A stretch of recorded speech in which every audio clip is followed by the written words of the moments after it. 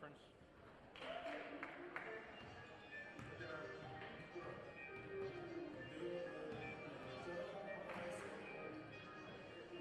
I do not know. It looks.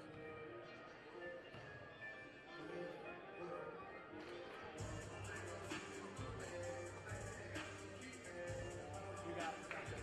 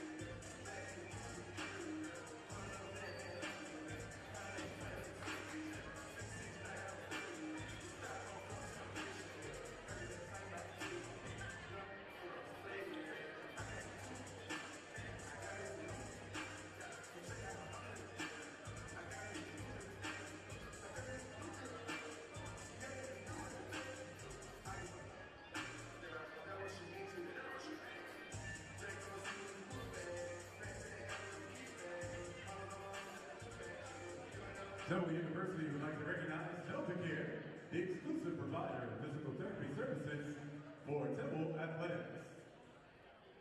Under Armour is proud to outfit Temple basketball, the world's most innovative footwear, uniforms, and training gear. Visit UAE.com today to see Under Armour's full range of performance gear. Be sure to check out Philly Style Pizza and Grill, a restaurant serving the Temple University area and surrounding neighborhoods. Visit Philly Style Pizza at 2010 North Broad Street. Temple Campus Recreation is proud to support Temple basketball. Campus Rec, providing the university community with quality-oriented leisure time opportunities in a safe environment. See you at C-Rec. Temple fans, the next time you're in the market for team apparel, let Campus Clothes help you get the look. Visit us at campusclothes.com.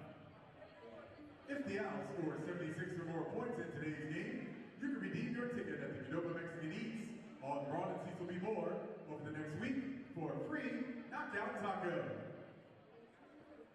Join the Owls in the fight against breast cancer by donating to the Plate for Gay initiative at today's game. Stop by the marketing table near the main entrance to make your donation.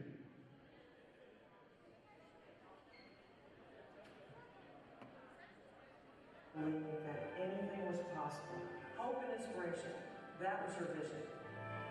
Each day that I wake up, the first thing I think about is how this day can I serve other people. Together, ready, together. Please donate to the KO Cancer Fund.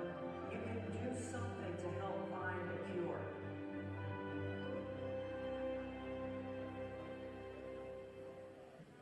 The NCAA and the American Athletic Conference promote good sportsmanship by student athletes, coaches, and spectators. We request your cooperation by supporting the participants and officials in a positive manner. Profanity, racial or ethnic comments, or other intimidating actions directed at officials, student athletes, coaches, or team representatives will not be tolerated and are grounds for removal from the site of competition.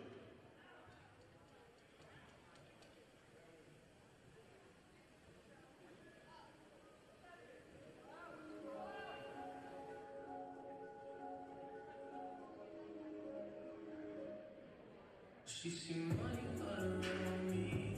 I look like I'm the man.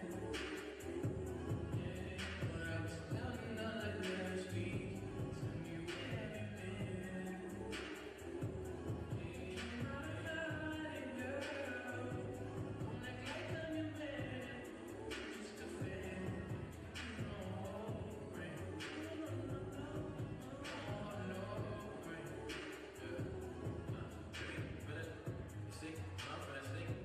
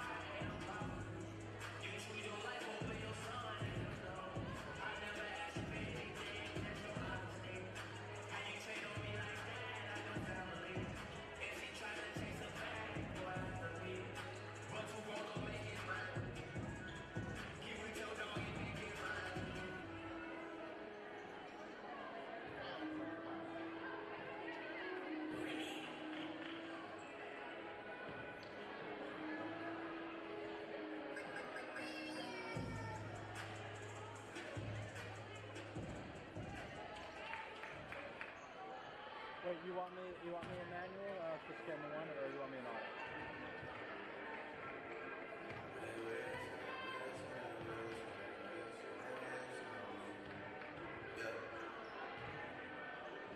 I've been moving calm, starting trouble with me. Trying to keep it peace, but it's a struggle for me. Don't pull up at 6 a.m. and call with me. You know how I like it when you love it on me. I don't want to die for them to miss me. Listen to the things that they wish on me. Hope I got some brothers that I live with. Ain't gon' tell the story, it was different for me. God's plan. God's plan. I hope that sometimes I won't. I feel good sometimes I don't. I find that down is gonna roll. Might go down to T.O.D.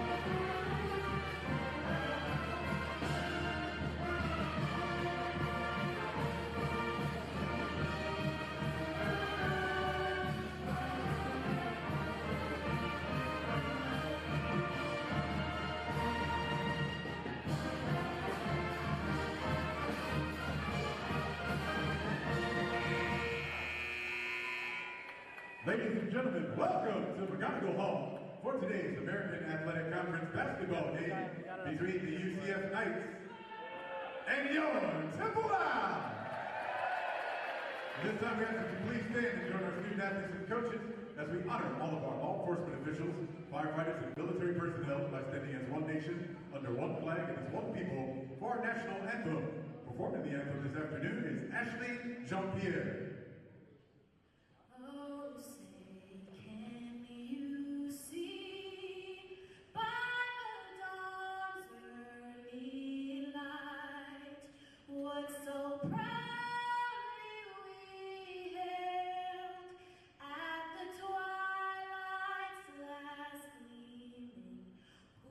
Stripes and bright stars through.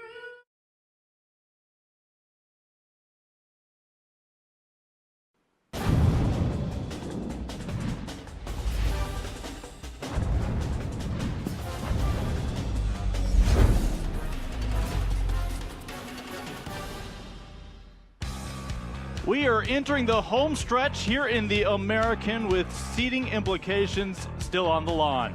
Today from Philadelphia, it's the Owls of Temple and the Knights of UCF as we welcome you in here on the American Digital Network.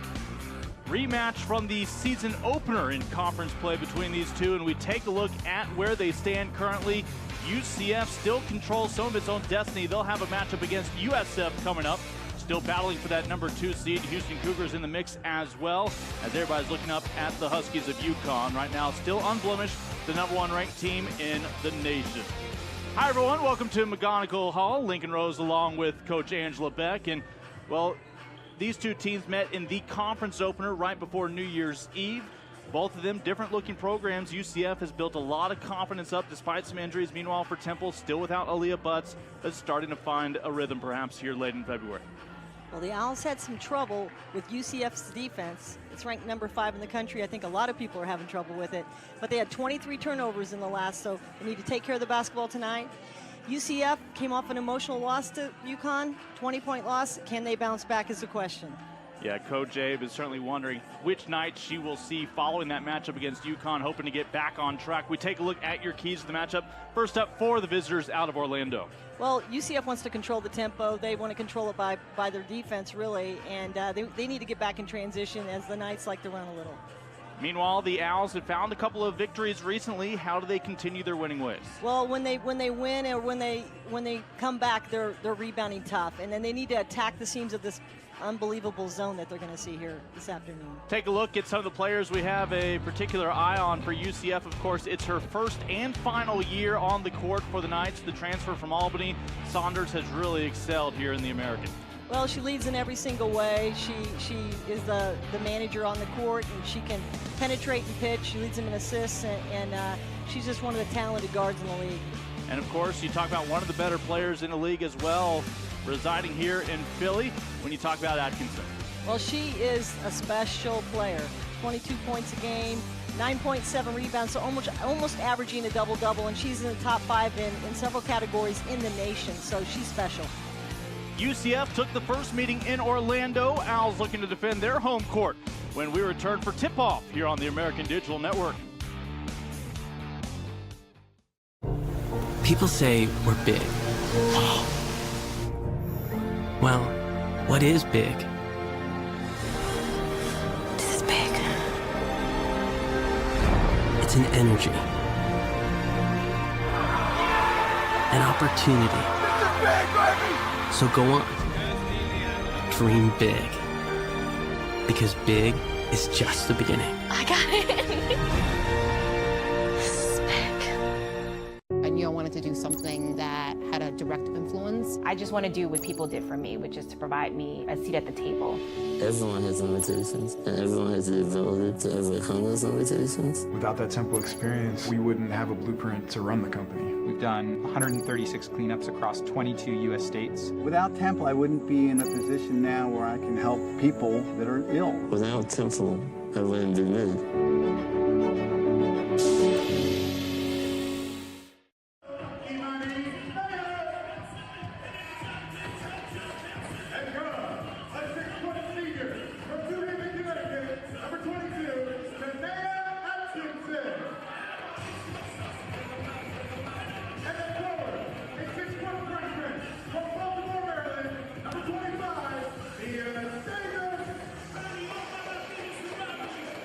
And we welcome you to the backyard of the Super Bowl champions. As we say that, we're mindful that Tanya Cardoza, head coach of the Owls, is a bit of a Patriots fan, but still some things to root for here for the Temple Owls. We take a look at your starting lineups for both squads. KK Wright, the standout guard for UCF, joined by Z Saunders after they spent a very productive offseason together. It has shown here in conference play. Mas Kaba, the freshman to watch in this one, has been brilliant here in her first year in the American. Across the way for Temple, again, as Atkinson goes, so will this group of Owls.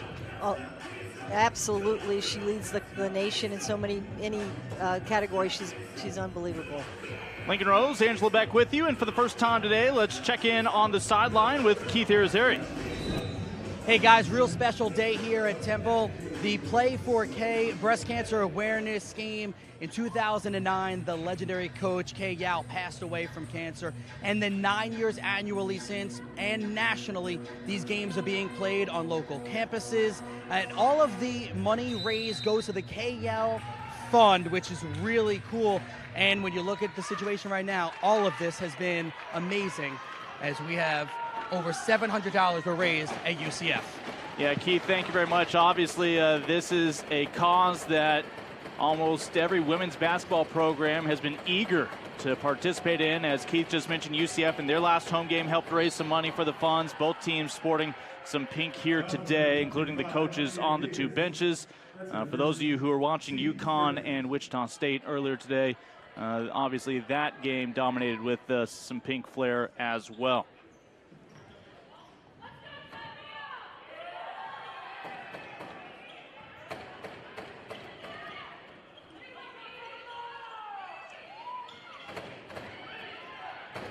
So Aaliyah Gregory over to Wright. And here early on at McGonigal Hall, let's see who can grab the early advantage. You're talking about an Owls squad that right now is 2-8 in conference, but those wins have come a little bit more recently on the schedule as some things have been put together in their favor. Meanwhile, for UCF, they are looking to bounce back from their UConn game. Well, I think they started out great with a good defensive stop, get their confidence up a little bit. And ultimately, Temple will toss it away on this trek down. Well, there you see Coach Abe in her second year with the Knights. Last year, what a great run to the WNIT as they went 9-7, finished fourth. She'll point out, look, last year they were the 4 seed, and of course what that means is if you make it to the semis, you meet UConn. It has put an emphasis on being a 2 or 3 seed, and that is something that they are still in contention for. All 12 programs will make it to Connecticut for the conference tournament in March. The difference is that the bottom 8 seeds will have to play on the opening day. A big advantage being a top 4 and getting that first day off, as Kaba off the mark down low. Do the Owls have somebody who can match up with Kaba here today? Well, I think that's going to take a group effort. They don't have the athleticism to match up with her, and they're smaller and younger. So, well, obviously Kaba's younger, but it's going to take more of a group effort. Obviously, Temple without Aaliyah Butts this year, the headliner of their program for the past 3 seasons. The senior is off of crutches. Good progress after initially having to go back under additional surgery earlier in the year. But the senior looks to be able to return next year, able to redshirt this season. Kaba banging inside and still can't get it to drop through. That's the look they want. Take their time and go inside. Just didn't fall. Knights get numbers back. Late to close on the wing, and the Owls in the driver's seat here early on. That is the freshman Amani Mayo, one of the twins out of Georgia. And what a freshman year she has had. 8 points a ball game, giving them about 31 minutes a night here in the American. The last time they matched up, they took 16 of those threes and only hit 3, so that's a good look here early. Back into Kaba, 3rd straight possession. They get it down low to her, and this time able to find the angle off the glass. Yeah, they just didn't have the size to stop that right there. That was a perfect pass. As a tie-up, possession arrow will keep it on this end with Temple. Temple maintains possession. You see the great kick out by Brianna Perry. That was one freshman to another. Bright future ahead for Temple.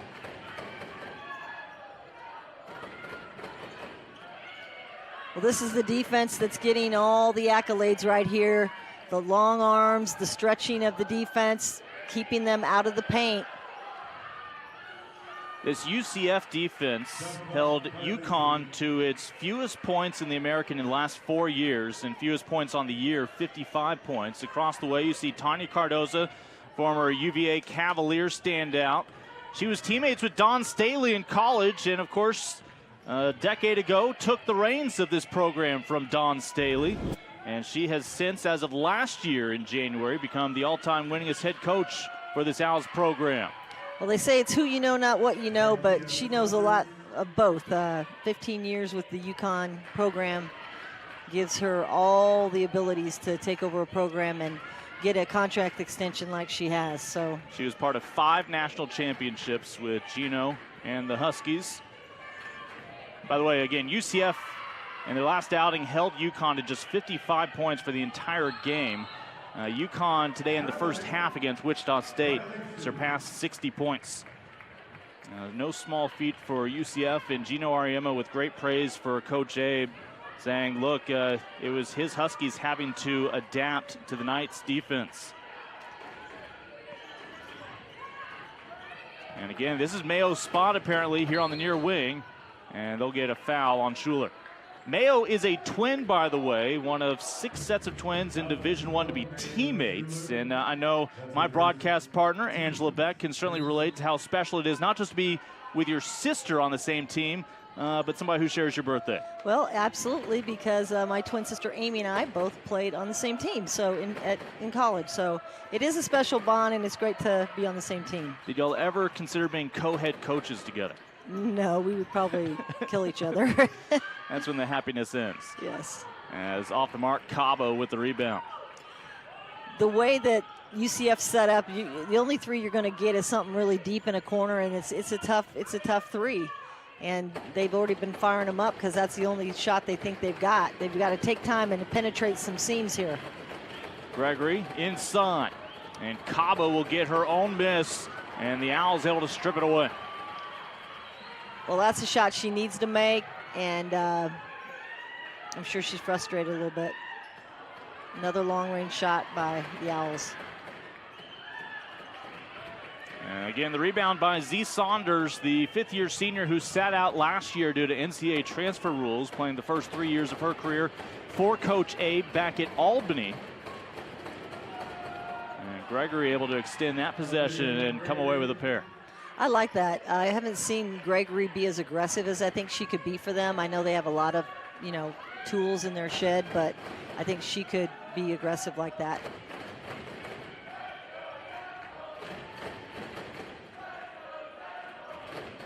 Desiree Oliver, yet another freshman in this starting lineup. And a low-scoring affair here early on. Midway through the opening quarter, you're watching the American here on ADN. Glad to have you with us in Philadelphia on this Saturday afternoon in February.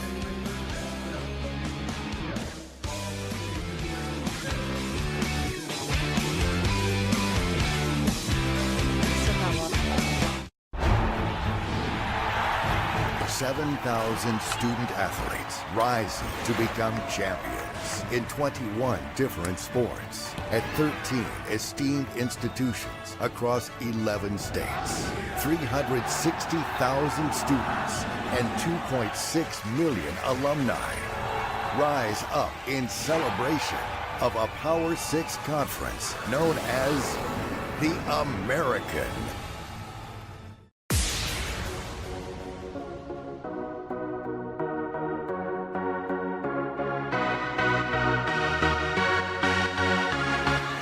Underway from the American.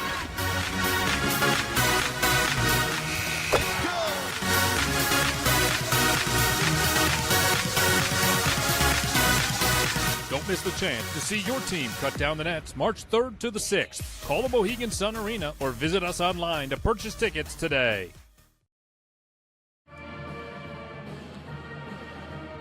Temple able to hit the first 3 points, but since then UCF on a miniature 6-0 run with 4:22 to go.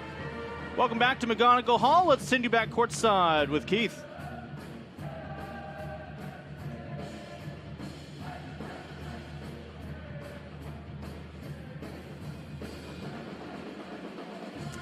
We'll check back in with Keith in a little bit here as, again, the Owls hosting the Knights. This is a rematch of the conference opener back on December 30th for these two. That was part of a great run for the Knights. They wrapped up December 5-1, including the victory over Temple 76-46. Temple's picked in the top half of the league this year. Had a couple injuries here that have set them back and have a really young team. Their 7-game losing streak that they had was one of the worst that they've had since 1999. So this is not something that this program's used to. And their defense is very formidable. It's been formidable for years. That's one thing that you're going to get a very aggressive Temple team. Temple has not been able to slow down Masani Caba here in this first half. Only Caba has been able to slow herself down, missing a couple of close-range shots off the backboard. We'll see if the Knights continue to try to go into the freshman. I think it's always difficult when you try to change your defensive philosophy to try to, stop somebody like Caba. This isn't really a zone defensive team, Temple is not, but they're playing a zone tonight, this afternoon, because they want to try to switch it up. They don't think they can handle them in a man, so it's tough sometimes when that's not your identity. We mentioned Temple is without Aaliyah Butts this year, one of the top players in the conference. UCF is not going to feel sorry for them. Of course, they're without two of their bigs, which has thrown Caba into the fire, and she has performed extremely well. But, of course, they're without Fifi Endur as well as Tolu Omokore this year. And the Knights have had to readjust, including some of their guards having to play in the post this season. And unable to beat the shot clock. There's that defense of the Knights again, able to hold. Well, I'm super impressed with the defense. They do have hands out, and they really, their court spacing's awesome. And you have to say, well, where is it strong? It's really strong at the top, right at the free throw line extended. You've got to start moving and cutting and getting behind that zone as much as you can. Thigpen and Paul have come off the bench here for UCF early on. Inside 4 minutes to go in this opening affair. So now they're back in their man where I think Temple feels more comfortable, and unfortunately UCF does too. UCF 3 of 7 shooting. Temple just 1 of 6 thus far with that three-pointer from Mayo early on.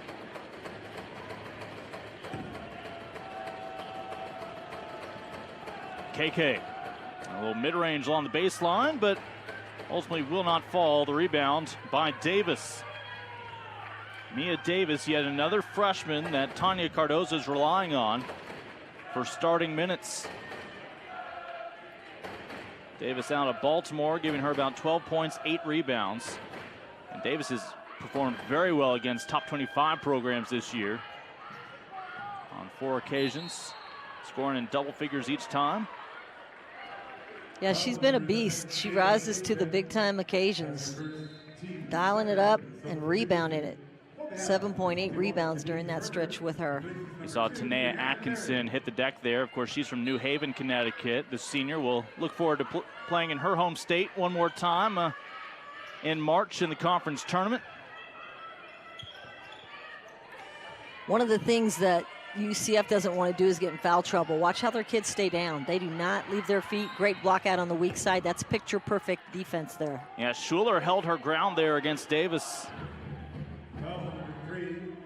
They'll get a foul a moment later on Saunders. Fighting for that rebound, just trying to block out a tad too aggressively against Atkinson. That should be a fun matchup today. Atkinson flirting with 1,000 career rebounds, and she is averaging just about a double-double in this her senior year. 22 points, 9.7 rebounds a ball game this season. Out to the wing, right in front of the Knights bench. Well off the mark was Berger. The putback is good for a pair. And those are the first 2 points for Temple since that three-pointer got the scoring started. It was tough coming, but they got it.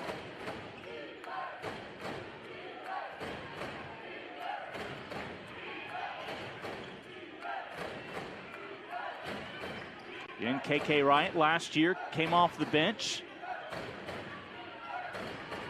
Just about an everyday starter this year. As Thigpen fighting for that rebound, winds up with Saunders. Well, Thigpen's that blue-collar worker for the team, does whatever they need her to do, and plays any role she has to. Saunders isn't shy of pulling the trigger from there beyond the arc. That wasn't really part of her game back at Albany, and Schuler off the mark, a tad high off the glass. You saw the athleticism of Atkinson when she got up on that rebound. She really got up. She's very strong. We need to get her the ball in the middle of that zone. That's Mayo across the way with the basketball now. See, they try to keep you on one side. They don't want you to reverse that ball on them. There's a long two and a tad too long. And the Owls, I think, have just gotten this basketball back. Nice job not giving up on the play by Atkinson. Well, she's a senior, and she's got game. Just pokes it right off of KK. Number 23, Mario Wilson.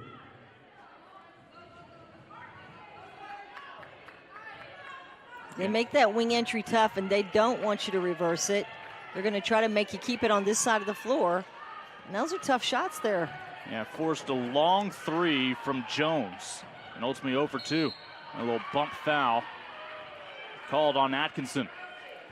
I mean, it's amazing at 6'5" with, you know, all the long-range shots already missed early here. I would probably next time out talk about what kind of shots we really want to get. The ball has to go inside out a little bit more than it is for them. Substitution for UCF number 22, Aaliyah Gregory, return. Temple was without Khadijah Berger and Desiree Oliver when these two teams met at the end of December to kick off conference play. That snapped a 7-game win streak for Temple against UCF. It tells you how consistent Temple has been over the years, including last year's NCAA tournament run. Prior 2 seasons had been WNIT berths under Coach Cardoza. But of course, the reemergence of this UCF program with Coach Abe, loftier standards as they are eyeing the NCAA tournament this year. That was great. They got it over. They got 13 seconds now, and they haven't really started their offense. Another long 2. And Temple had to be out of bounds when they touched that ball. And that is going to be back over to UCF. Someone who's going to be really tired after this game is Atkinson, because she is everywhere right now. Inside, trying to scrape for an offensive board, posting up, guarding people. She's doing it all. Atkinson with 13 double-doubles this year, had 11 all of last year. Coming off a 23-point, 8-rebound performance against Tulane the other day and a heartbreaking loss against the Green Wave. They fell by 4, 69-65. Looking to clamp down here on the Knights. And the Knights able to stretch it to a 5-point lead. 1 quarter in. This one anybody's ball game. A slow start, but we expect some fireworks by the end of the afternoon here in Philadelphia. You're watching American women's basketball this Saturday afternoon on the American Digital Network. UCF up by 5.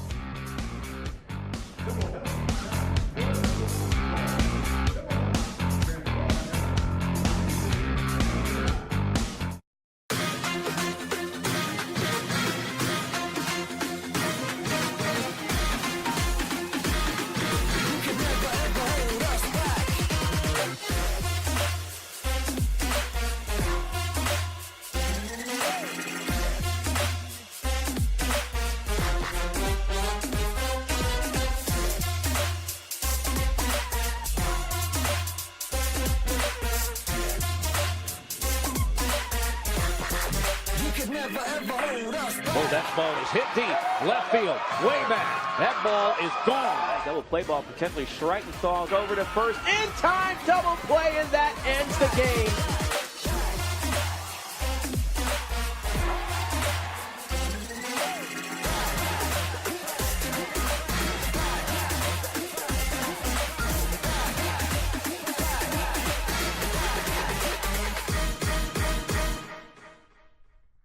Power comes in all forms. Power is a big tackle, a big save, a clutch hit, and a game-winning shot. Power is also standing up for what is right. Power is respecting an opponent, officials, student athletes, coaches, and team representatives. Power is not tolerating racial or ethnic comments, profanities, or other improper actions while at the game. Be American. Power. Power. Power. Power for life.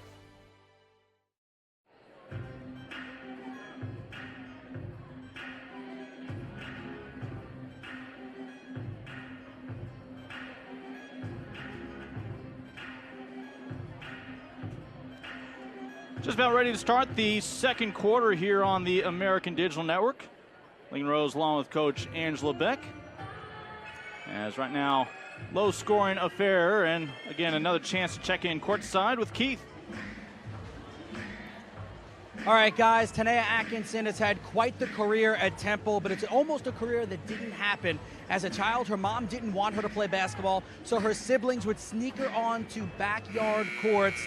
By middle school, her mom finally said, okay, she can play. At 14, she began playing AAU, went on to Temple, and guess what? Dreams do come true. As this career is winding down, she has recently been invited to the WNBA Combine. And she currently sits now number 3 all-time in scoring for Temple. Mentioned she's flirting with 1,000 career rebounds as well. But she's put up as impressive numbers as just about anybody in Division I on a day-in, day-out basis. 22 points, almost 10 rebounds a ball game. Shoots 48% from the floor. And she rebounds. I mean, second in career rebounds for Temple. That tells a lot. She's just not a scorer. She's a complete player. Well, despite the fact that UCF led for most of that first quarter, obviously just a 2-possession ball game, and they're going to call a kicked ball otherwise. It was going to be a layup the other way for the Owls.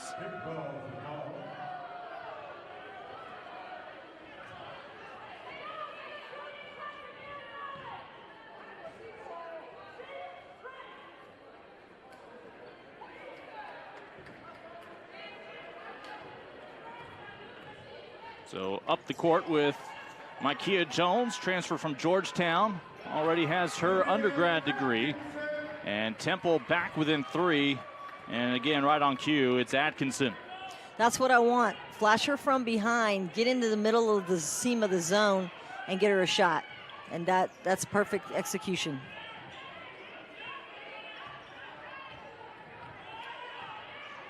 Saunders inside to Kaba. She drew the double team. A good recognition of the open teammate, just can't make them pay.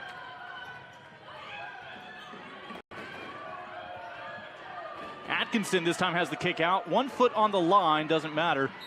And we'll have a foul as Schuler trying to block out will be the guilty party as the rebound hauled in by Shantae Taylor for Temple. Well, this is a physical game here. They're trying to block each other out, and they're getting all of the body on both sides. So you're seeing some textbook blocking out here in this game.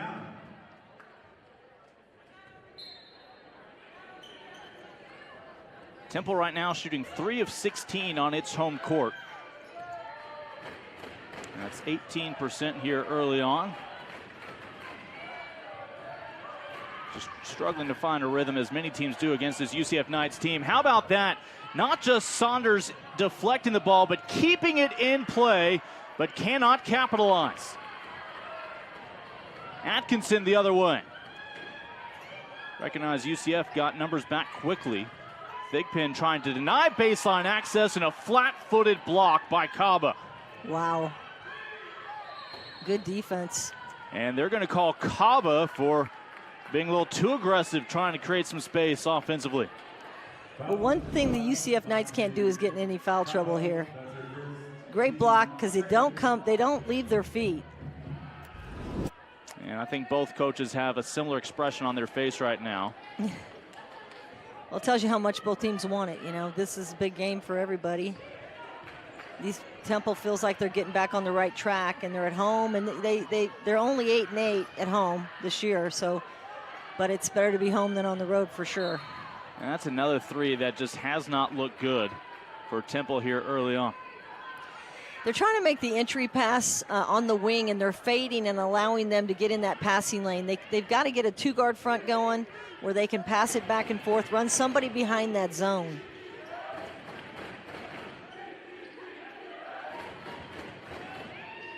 Saunders into Kaba. Again, recognize where she had a teammate open. Another rebound by Taylor. Taylor's been impressive here. She's been a workhorse for them. Coming off the bench now for a 21st game this year, averaging just about 10 minutes per outing, but putting in some work here. Yeah, they're going to be digging on Atkinson anytime she gets it. They're not going to make her life easy. There were 4 Knights around Atkinson. Again, that creates opportunities for players, including that time Lena Neon, but the former North Carolina State Wolfpack could not score on that trip down. Davis and Oliver back on. The problem with the way that Temple is running their offense, if they get open a little bit, they're firing it, and it's not always the look that you want. You got to get inside a little bit before you start shooting it like that, because you haven't shifted the defense at all.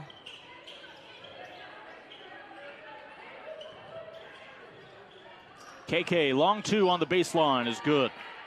Unless you're KK Wright, you can take a shot. Right, the sophomore out of Orlando, playing college ball in her backyard these days for a 2nd straight season.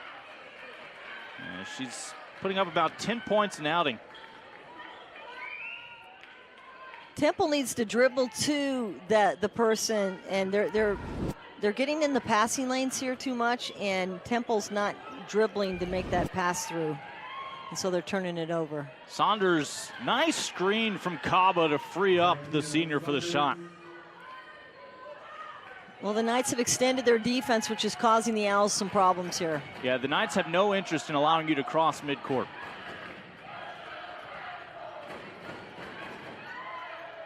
And just unable to take advantage of the aggressive pursuit from the Knights defense as Neon off the mark.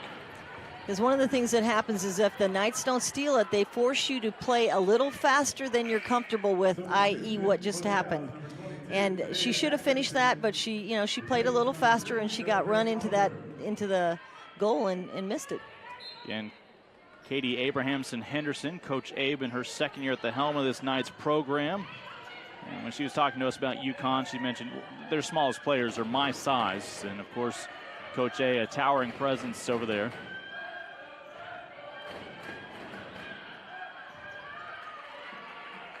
That was a little bit forced there that time.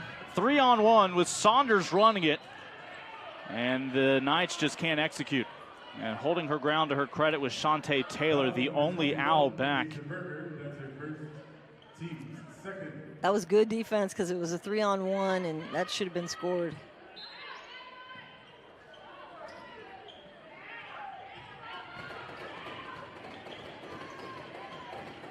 Thigpen and Saunders.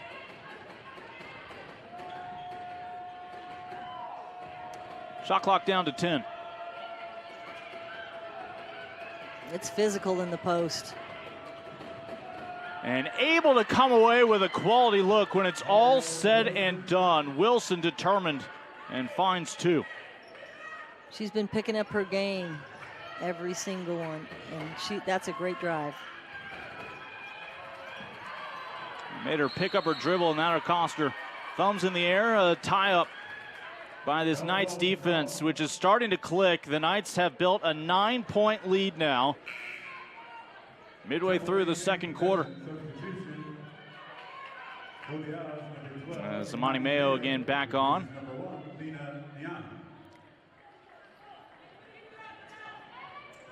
I think the Knights are really enjoying their defense. I think they are proud of it, and having, if you have KK and Saunders Z up top, it's tough because they're so quick. Temple with 6 freshmen this year, a big part of the learning curve here in the second full month of conference play. Countdown with the shot clock. Long 3 almost went, but ultimately no good for Mayo. And stepping out of bounds, they'll say, here on the near side was Taylor. Well, he said, is anybody going to match up? Looks like Taylor's coming in off the bench and matching up and making some things happen at 6'2".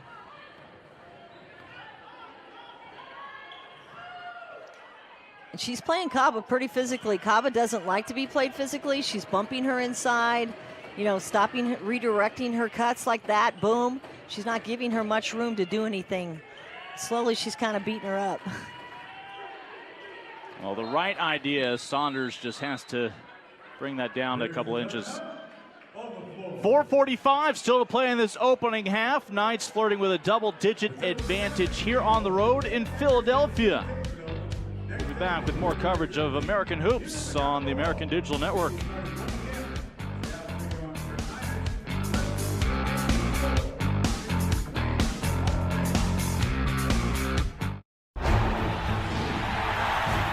$7,000 student athletes rising to become champions in 21 different sports at 13 esteemed institutions across 11 states.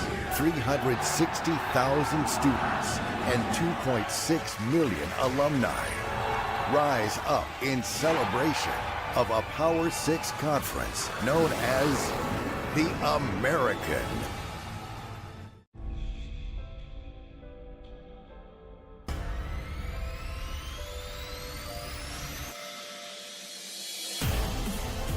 Don't miss the chance to see your team cut down the nets at the American Athletic Conference Men's Basketball Championship. All the excitement of tournament basketball starts March 8th and runs to the 11th at the Amway Center in Orlando. For tickets, call the Amway Center box office or visit theamerican.org for more information. Take a look into the huddle of UCF right now, out ahead by 9 midway through the second quarter. They led by 5 after the first period of play. Take a look at our standings here early in February, about a month left. With that said, there are going to be a lot of games being played really in the last 9 days of February, and it could lead to a lot of movement here near the top. UCF and USF still have a game to be played against one another. Houston also still in the hunt for that number 2 seed. That 2 and 3 seed is really where you want to be. That means if you're going to collide with UConn, the number 1 team in the nation, let alone here in the conference, it would be in the championship final, and you hope the Huskies may have some tired legs, albeit in their own backyard of Connecticut. Well, you alluded earlier in the broadcast about that and the fact that they've got these 4 games left, UCF. They have an 7-day layoff, and then they literally have like 5 days to play, or 6 days to play these 3 games at Memphis, at Houston, and at ECU. So this is not going to be tough. This is not going to be easy for UCF to get that, 3rd seed. But take that a step farther. Starting with USF right now, top 25 program. In 8 days, they will play 4 games. At home against top 25 USF, on the road at Memphis, on the road at Houston, fly back just in time to host ECU on the 26th. Those are their next 4 games over an 8-day span, so they need to get as rested as possible after today, and of course, they need a victory here today to stay in that hunt. Yeah, because it's not going to be easy at Houston. ECU's up and down, but and then Memphis is, every game's tough on, at home or on the road, but it really does matter. You do not want to go to the tournament as a 4th seed. UCF and Houston right now are battling for, well, really, Houston, I guess, has the argument of being the real surprise team. UCF was preseason number 4. And nice job executing, getting it inside, as add 2 more to the resume of Mia Davis, the freshman. That's what I love that. She sucked in the defense, kind of punched her dribble, got to the trap, and then found the open man. And that's what they've got to do more of.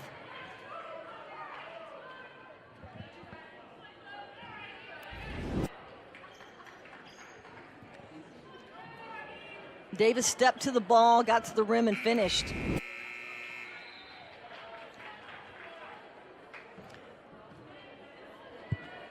Davis is a good-looking freshman. She's made a lot of things happen in a short period of time. That's been one of the highlights of all the games we've seen this year. A lot of optimism for all these programs with some talented freshmen being injected into the American this year. Putting up 19 against South Carolina and UConn as a freshman, I say she's not scared of much.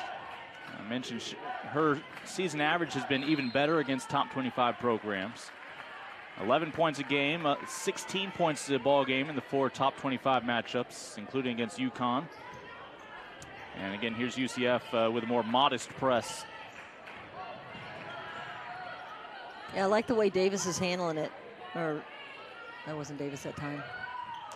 Into Atkinson, a little 14-footer, hand in the face from Thigpen, and this is back over to the Knights. UCF's led by as many as 9. Right now that is at 7. Again, Tanya Cardoza, a couple of wins shy of number 200 at the helm of Temple.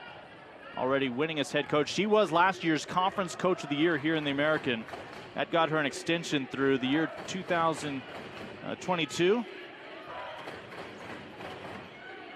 Well, she's got a staff that's been with her for a really long time, and that says a lot about her, able to keep, coaches 10 and 9 years with her. Owls this year were preseason picked 3rd after going 13-3 last year in conference, falling in the final to UConn, her former employer. I think it did kill them, not having Butts in the, she goes down the preseason. She's their point guard. She would just dial it up, and she was quick. And now they're having to kind of do point guard by committee, and it's just tough in this league to do that. I mentioned the encouraging update was Aaliyah Butts is off of crutches and still on pace to be able to return for next year for her senior campaign. She'll have a lot of youth surrounding her.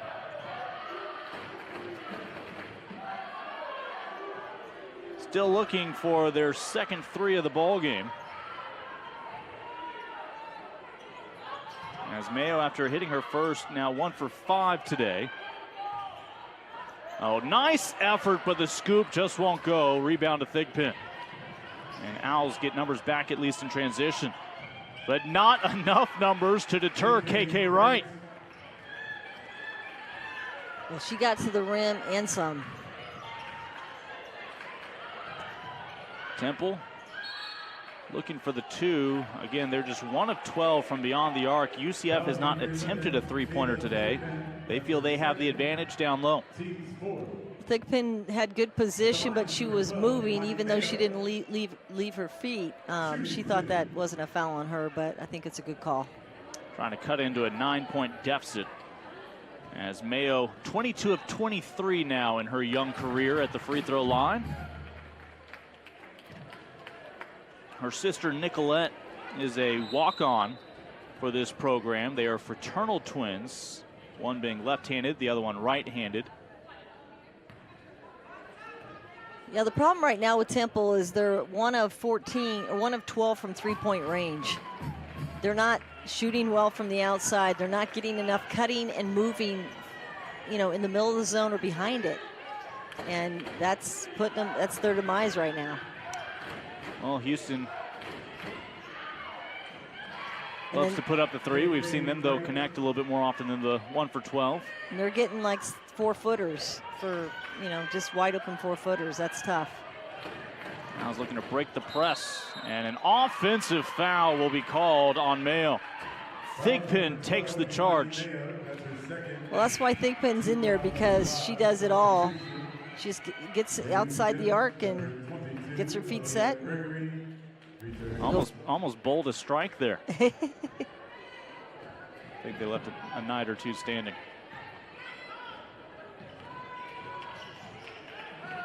Thigpen's the young lady who at 5'8" is naturally a guard, but defensively has to move to the post in the absence of 2 of her teammates this year.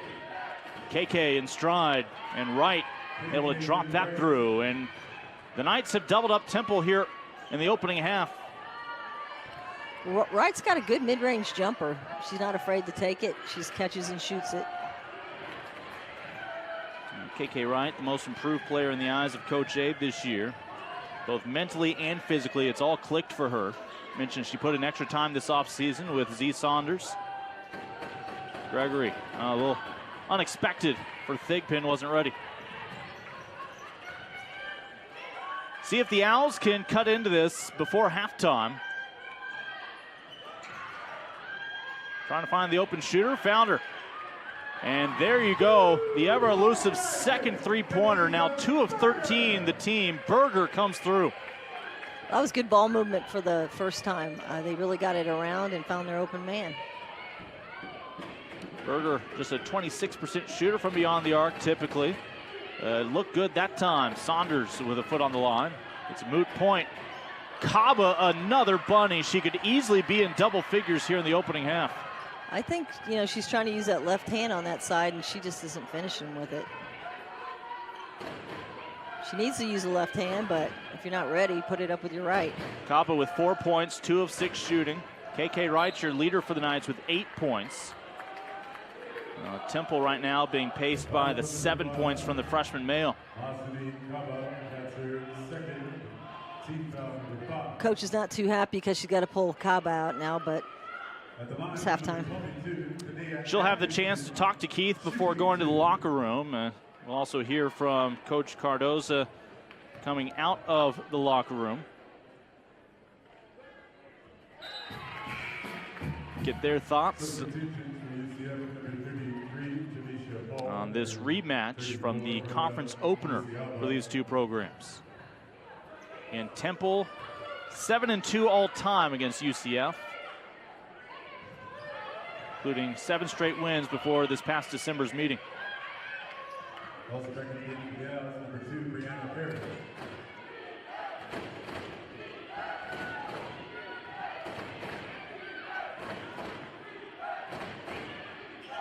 See the spacing and the ball movement.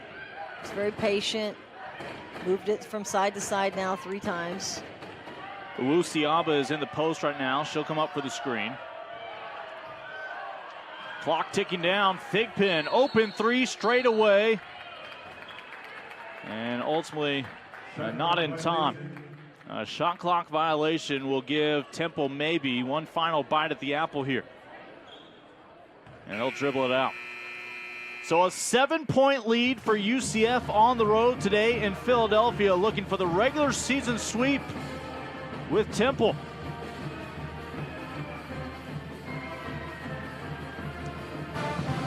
let's check in with Keith. He is with UCF head coach Katie Abrahamson Henderson. Coach, the defense was good in the first half, but you seem frustrated. Why? Because they're getting way too many offensive rebounds on us and our fouling. I mean, I said before, we can't foul. We got to be smart about our fouling. Everybody's in foul trouble, and we have a limited bench, so we got to really be smart about that. You held Tanea Atkinson, though, to 3 points. Has she been the focus? Oh, yeah, she should be. She's the leading scorer in the league. See? Be happy. Yes, okay. There you go, Coach. Good luck in the second half. Thank you. All right, guys, back to you. Thank you, Keith. We wouldn't rather have anybody else talking to Coach Abe.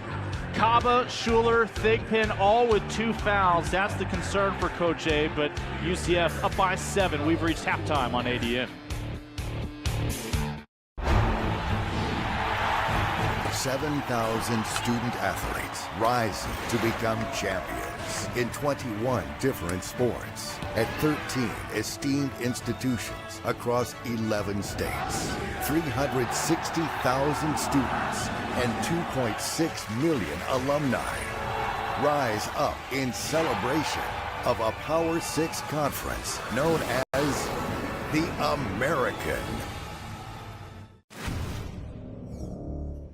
Happy Monday and welcome into the ADN studio. Hope your week is off to a great start. Thanks for tuning in to an all-new episode of The Rise. I'm Haley Outen. Let's take a look at who took home this week's league honors after standout performances on the hardwood this past week. On the men's side, for the second time this season, Tulsa forward Junior E2 earns the conference's Player of the Week honors. In a 2-0 week for the Golden Hurricane, E2 posted his 5th and 6th double-doubles of the season, helping his team climb to 4th in the American. E2 opened the week with 17 points and a career-high 15 rebounds against SMU before posting another 17-point effort at USF, adding 12 boards. Another familiar face taking home some conference hardware for the 3rd time this season. Rookie of the Week honors go to ECU redshirt freshman Sean Williams. Williams erupted for a career-high 30 points in ECU's overtime victory against Memphis, knocking down 6 of 10 three-pointers, in the process matching his career best. On the week, the guard averaged over 22 points per game. A handful of other players had impressive performances as well. Here's a look at this week's American Honor Roll. On the women's side, UConn forward Gabby Williams takes home this week's top honor. In 2 wins last week, the senior averaged over 13 points, 12 rebounds, and 6 assists, with a pair of double-doubles for the top-ranked Huskies. In UConn's 83-58 win at number 6 South Carolina, she totaled 14 points on 6 of 8 shooting, with a team-high 14 rebounds and 5 assists. Meanwhile, Freshman of the Week honors went to ECU guard LaShonda Monk. The rookie was the Pirates' leading scorer in both contests last week. Monk averaged 19.5 points, 6.5 assists, and 7 steals in 2 wins. On Tuesday, she set a new career high with 19 points and dished out 7 assists in ECU's 77-67 victory over Wichita State.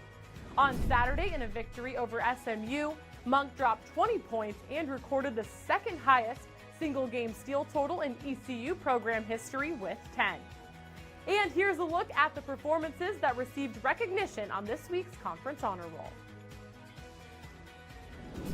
Thanks for joining us today on The Rise.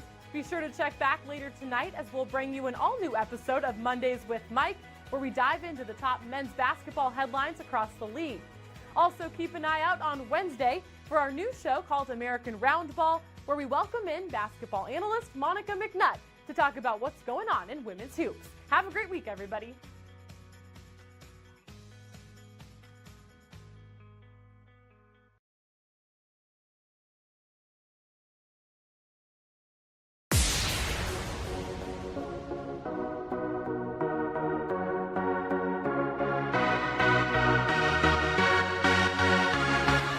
Underway from the American.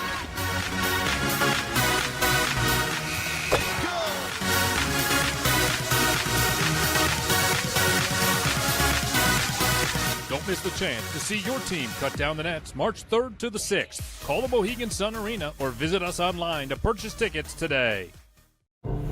People say we're big. Wow. Well, what is big?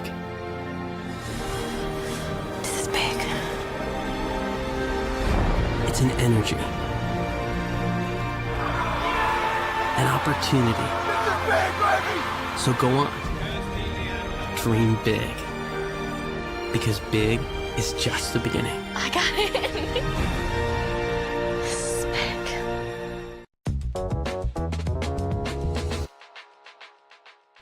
UCF freshman Masani Kaba has been making headlines recently for her outstanding performance out on the court. It's been exciting to know that I could come in as a freshman and be able to help my teammates out and, be there offensively and defensively. I think it's really fun and great. Just a few of Kaba's accomplishments include the AAC's weekly honor roll and 2-time Freshman of the Week. She did a really good job. I think what we do is really try to challenge her when there's really good post players on the other team.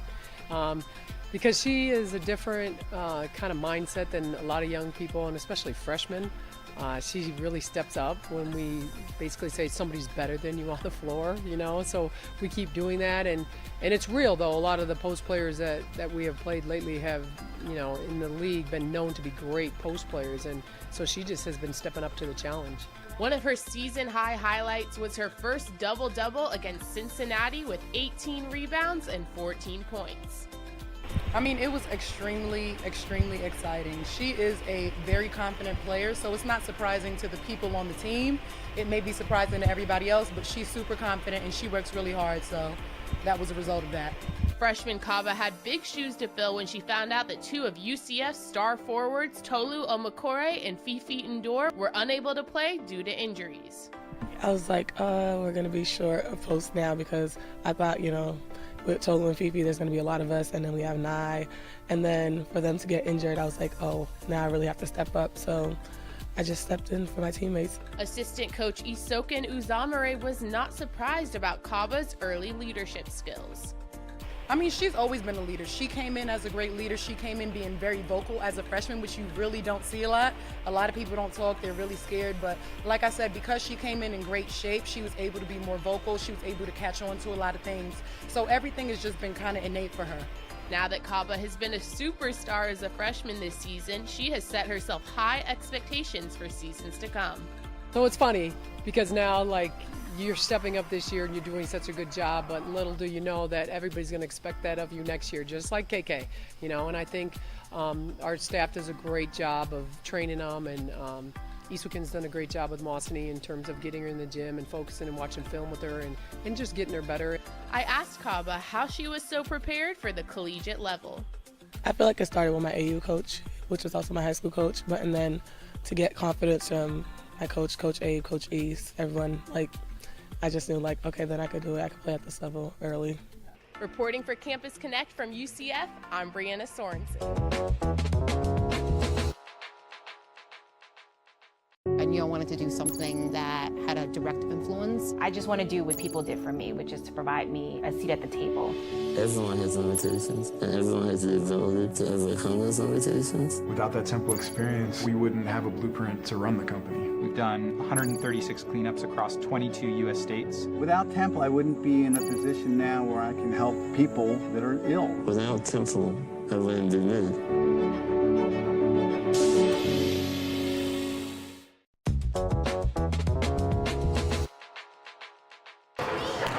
Though National Signing Day isn't until April, the Owls signed a very special recruit, 6-year-old Mason Wyckoff. I am good at basketball.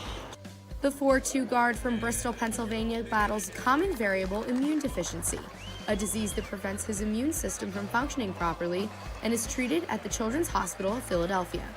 Hopefully he's going to remain in good health, and I just wish he didn't have to go through all the stuff he has to go through. All of this is possible because of Team Impact, a national nonprofit that drafts chronically and critically ill children to local collegiate sports teams. They're matched with a team for a period of 2 years where they're fully supported through their medical journey.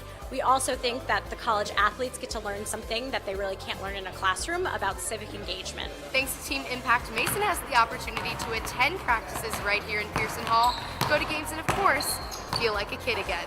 He's part of the team now. It's real for him. He's been counting down till draft day, and now it's here, and it's real.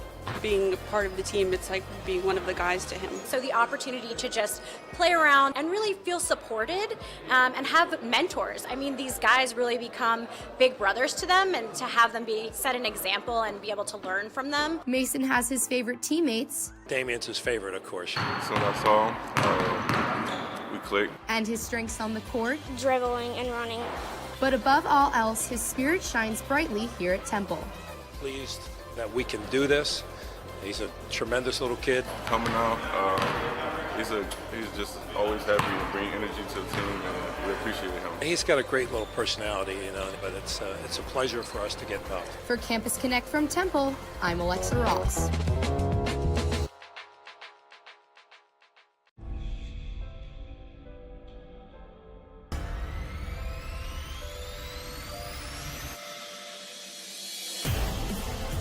Don't miss the chance to see your team cut down the nets at the American Athletic Conference Men's Basketball Championship. All the excitement of tournament basketball starts March 8th and runs to the 11th at the Amway Center in Orlando. For tickets, call the Amway Center box office or visit theamerican.org for more information.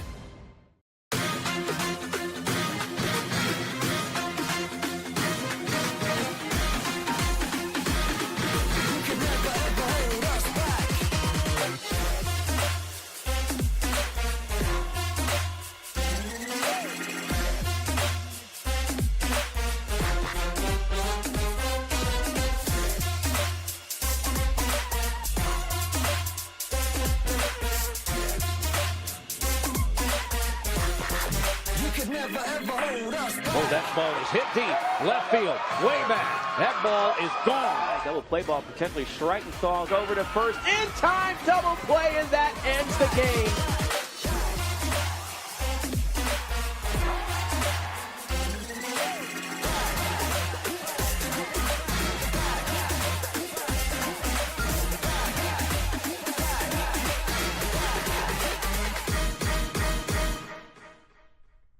Power comes in all forms. Power is a big tackle, a big save, a clutch hit, and a game-winning shot. Power is also standing up for what is right. Power is respecting an opponent, officials, student athletes, coaches, and team representatives. Power is not tolerating racial or ethnic comments, profanities, or other improper actions while at the game. Be American. Power. Power. Power. Power for life. 7-point lead for UCF on the road today. Slightly slower start for these two teams than when they met in the conference opener back in December. Lincoln Rose along with Coach Angela Beck back with you here on the American Digital Network. And well, we heard from Coach Abe going into the locker room. Let's hear from Coach Cardoza and her thoughts. She's with Keith down courtside. Coach, tough first half for Tanea Atkinson. What have they done to make it difficult on her? Collapsing on her, sending 2 and 3 people at her. Every time she catches the ball, she's seeing multiple people reaching at her. She just has to do a better job of staying composed, and before she dribbles, keep her head up and see what's going on. You still held them to 22 points, though. You have to be pleased with your defense. Most definitely. I think we're doing a really good job. You know, now we just got to step up and make shots. Coach, good luck in the second half. Thank you. Yeah, great points all around. The difference is when Atkinson's denied, she needs her teammates to be able to make the shots. They struggled around the perimeter. Well, yeah, shooting 15% from 3, taking too many threes, but I think they need a little better movement and, you know, find the open man, get into the middle, and attack the seams a little bit more. Some of the memorable moments there from the opening half as UCF again out to a 22-15 advantage. They had a 5-point lead after the first quarter. KK Wright, pretty solid outing for the full first 20 minutes, but you see the struggles from the floor. This is the type of game UCF wanted. I mean, you can lowly to sleep 22-15, 18% shooting. They're making them take really bad shots. If they keep doing this, it's going to be a long afternoon. We'll mention field goal percentage is flipped on that as Temple struggling on its home court. UCF has not felt the need for a perimeter shot. They've found success inside. Kaba has missed some uncharacteristic easy shots that you would expect in the second half. She should be able to click. Yes, I mean, if they can find her, and she has been found a few times, but I do agree that Temple's played a pretty good defensive game. It's just that offensively not so good. Their offense is struggling, and that's what they need to pick up. Well, a reminder, we are entering the home stretch here, the final couple of weeks, as we will head to Tampa on Valentine's Day for the Mustangs and the Bulls. Then up to Cincinnati, Memphis, and our final stop will be Houston before we shift all of our attention up at the conference tournament in Connecticut. Well, that should be fun. It's been a good year so far and been a lot of surprises, and I guess that happens each year in the American. Those 4 dates you saw there on your screen are Final Four women's basketball contests here on the American Digital Network before we shift our attention towards crowning some champions in a variety of winter and spring sports. Underway here in the start of the second half. And looking to chime in early was Wilson. L'Oreal Wilson's getting the start here in the second half for the Knights. That was a good set, and I love how they ran a baseline runner down there and found her wide open. They had 2 good looks and just missed. Well, despite Temple's struggles, they are within 7 points. A little run easily could make this a brand new ball game right on cue. Back within 5 as the Owls strike early here in the opening minute. As Atkinson able to come through.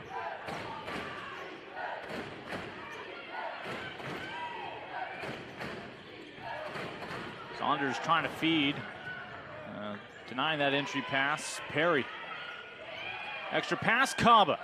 And that has been available all day long. Well, just great passing, you know, bounce passes, and then there's a short corner person right to the weak side. Excellent execution. And a nifty move, stepping right through by Desiree Oliver. Again, she missed the first meeting, injured back in December. Great to have her back, the Pittsburgh, PA native.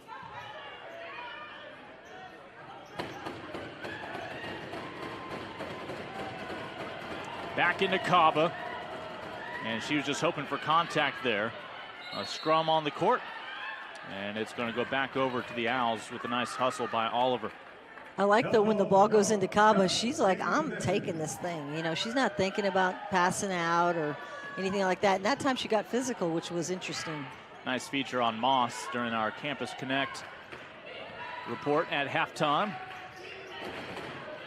She has already left her mark here in conference play as a freshman for UCF. They have needed her more than they thought. And as impressive as her numbers have been, just imagine what they would be if she had the addition at the same time on the court with Endor or Omakore. That would have been really nice to see. As we'll keep the ball on this end.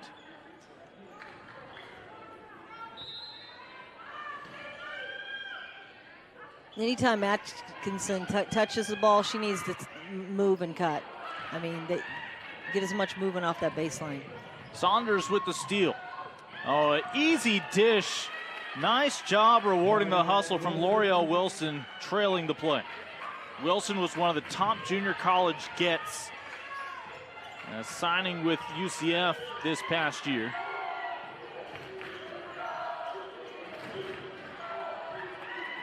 And again, a tie-up on the up and down as Schuler stays planted. Yeah, it looks like Temple's running a little point guard by committee. You know, every time down, somebody different's taking it. And that's really tough to do and get a rhythm when you have that going on. Atkinson and Berger are your usual suspects. Saunders. Atkinson the other way, 2-on-2. Goes right at the Knight defender Wilson and wins the whistle. Well, that was some good looking work right there. She just kind of hesitated and went right at her body. She wanted to get that foul. And Atkinson averages her number, 22 points a ball game, 71% free throw shooter this year.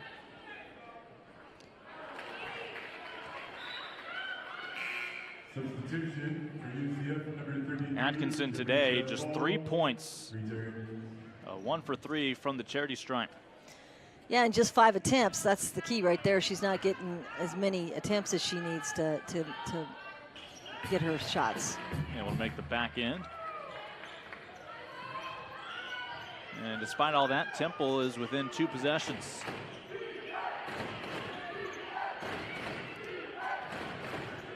They played man most of the first half, and now they've come out to this 3-2 zone, kind of mirroring what UCF does. Long 2 on the baseline, and it is good for Jamisha Paul.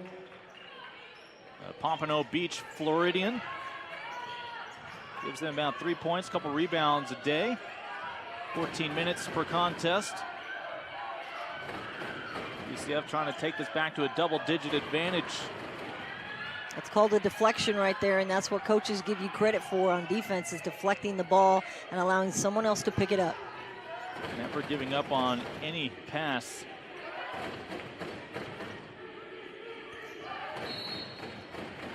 And there's going to be an offensive foul away from the basketball. Well, you asked if anyone was going to be able to hold Kaba down there, and it looks like, they have had some people in there, giving her trouble all afternoon. And Kaba called for the foul that time, matching up with Mia Davis, a couple of 6-foot freshmen. Davis and Taylor both have been playing her pretty well. They've held her down. Another deflection for them. Having KK right at the beginning, the front of that press is impressive. She just really steers people. Able to break it this time, and Atkinson just slips. And hopefully she's okay. It's weird. I've seen her fumble the ball like 4 or 5 times this afternoon, and it's really uncharacteristic. That was a different look with just losing her footing underneath. Right. Stepped right on Schuler. Yep. Thigpen, catch and release, good.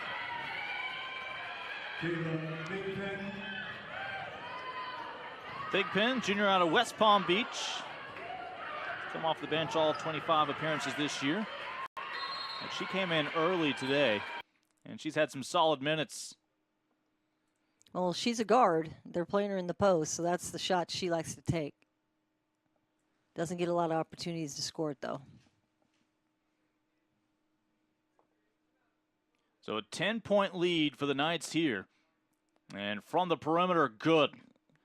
And let's see if the Owls can start to find a rhythm and more comfort here shooting on their own home court.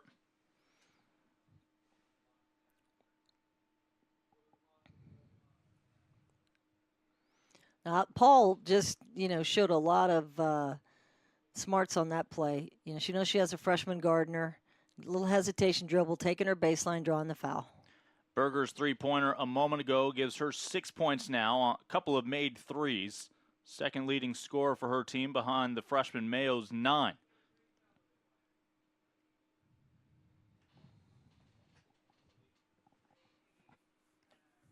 Midway through the third quarter.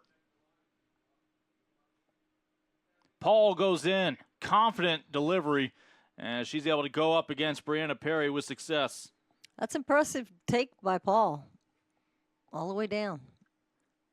And then Paul on the opposite end, trying to fluster Temple. Well, she's in there for her defense and her rebounding, not necessarily for her scoring, so whenever they can get something from her, it's an added dish. Largest lead for UCF right now on the road here in Philadelphia. Owls connected on their last 3. Atkinson is going to draw the whistle against Schuler, who thought she had the clean block. Yeah, Schuler's giving you that's the walk. You didn't get that one right, shame. Midway through the third quarter, Owls basketball down by 12 when we return to Philly.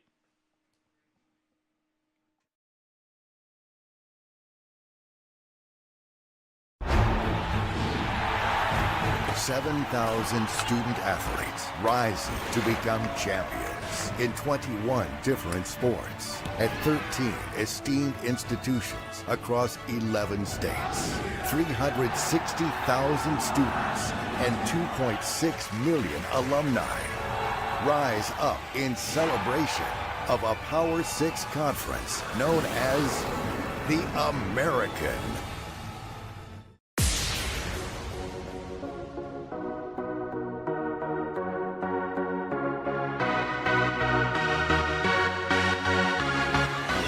Underway from the American.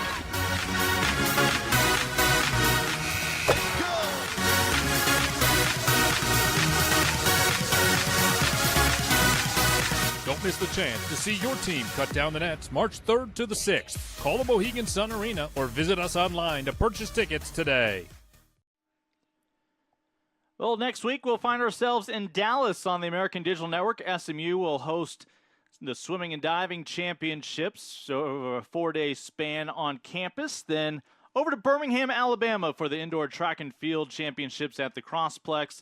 And then we'll shift focus to spring championships, outdoors, golf, tennis, softball, outdoor track and field, women's rowing, and then baseball in Florida to put a cap on it all. Again, all of that coverage live on the American Digital Network.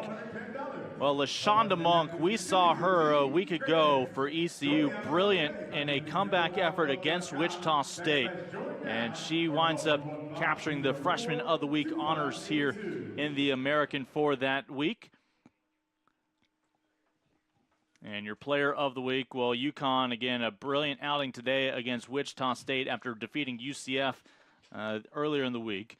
And Gabby Williams, a big part of their success this year, one of several players who could be your National Player of the Year by the end of this season. She is your Player of the Week in the American after averaging a double-double, including that victory over South Carolina, another top 10 victory for UConn. And, well, Moscaba on display today for the Knights as the Pirates, Cougars, Bulls, and these Owls with Atkinson also represented on your honor roll for the previous week here in the American.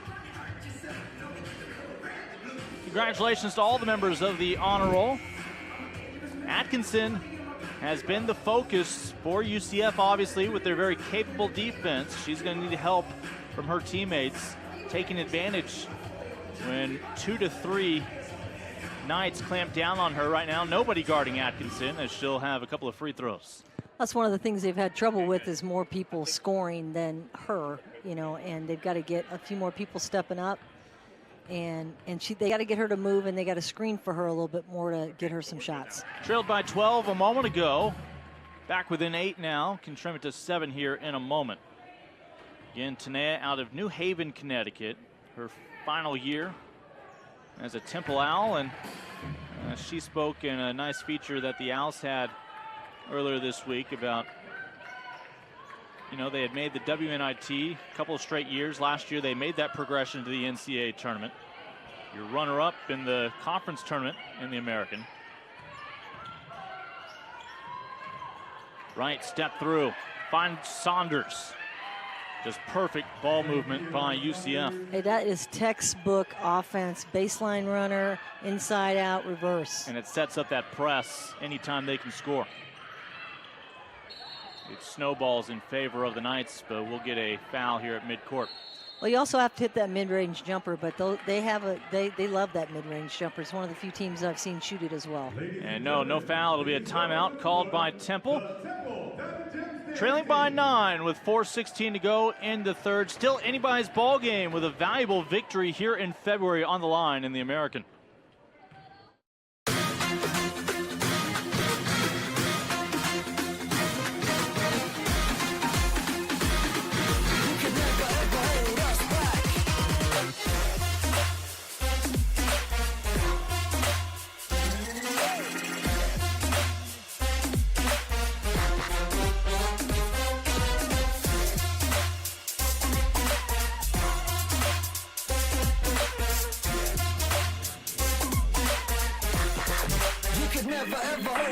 Oh, that ball is hit deep. Left field. Way back. That ball is gone. Double play ball potentially. Streitenthal's over to first. In time, double play, and that ends the game.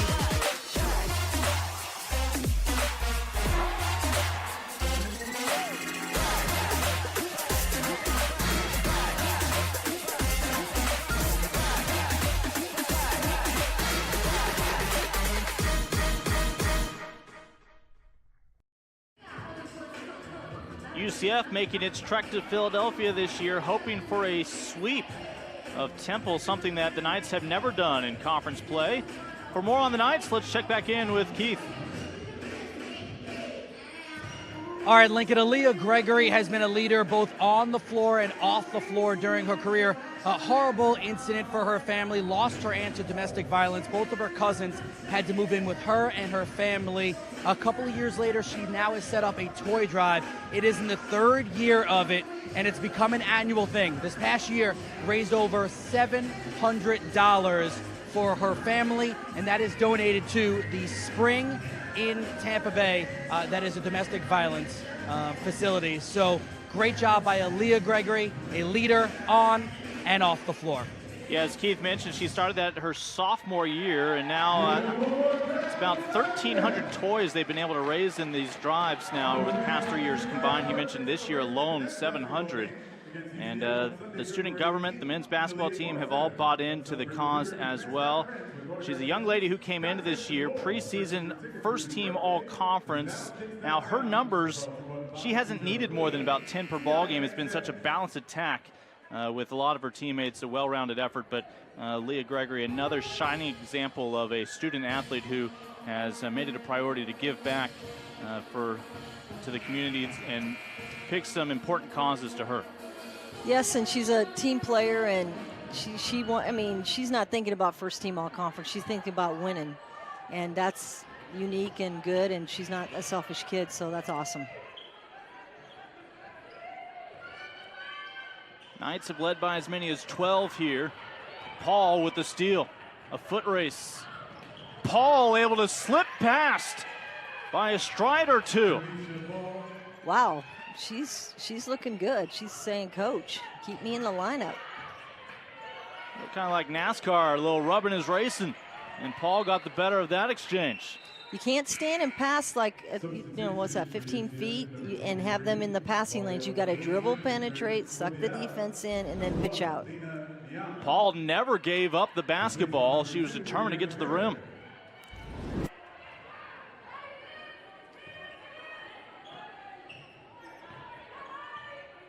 On the dribble, Khadijah Berger.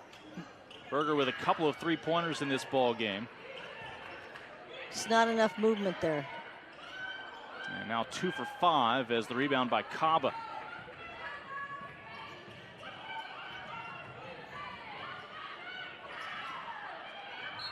And this will stay with the Knights. Kaba today, 5 rebounds to go with her 6 points. KK Wright and Z Saunders with 8 points apiece to lead the way, scoring for UCF on the road. Temple being paced by Mayo's 9 points.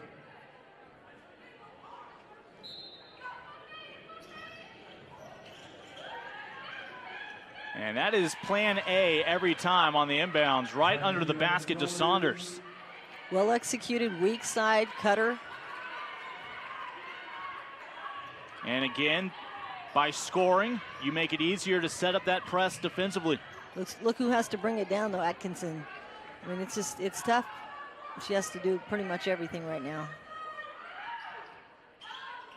Atkinson matched up with Thigpen. Now Kaba will help out.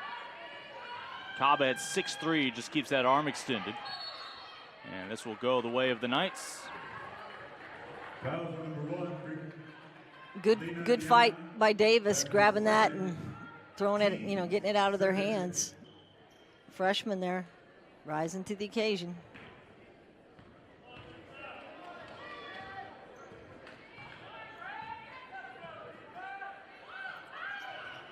It's just rhythmatic watching them most of the time run their offense. Not much shakes them up. This will stay with UCF. Last touch by Temple out of bounds.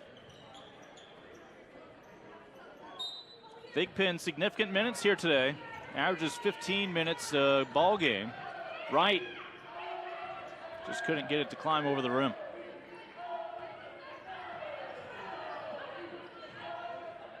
Extra pass to the corner. And again, there's another good look, that time from Neon, just off the mark. It's a good look, but you can get that shot anytime. Saunders. That's the shot you want. Her last couple of buckets right there, point blank, timeout Temple.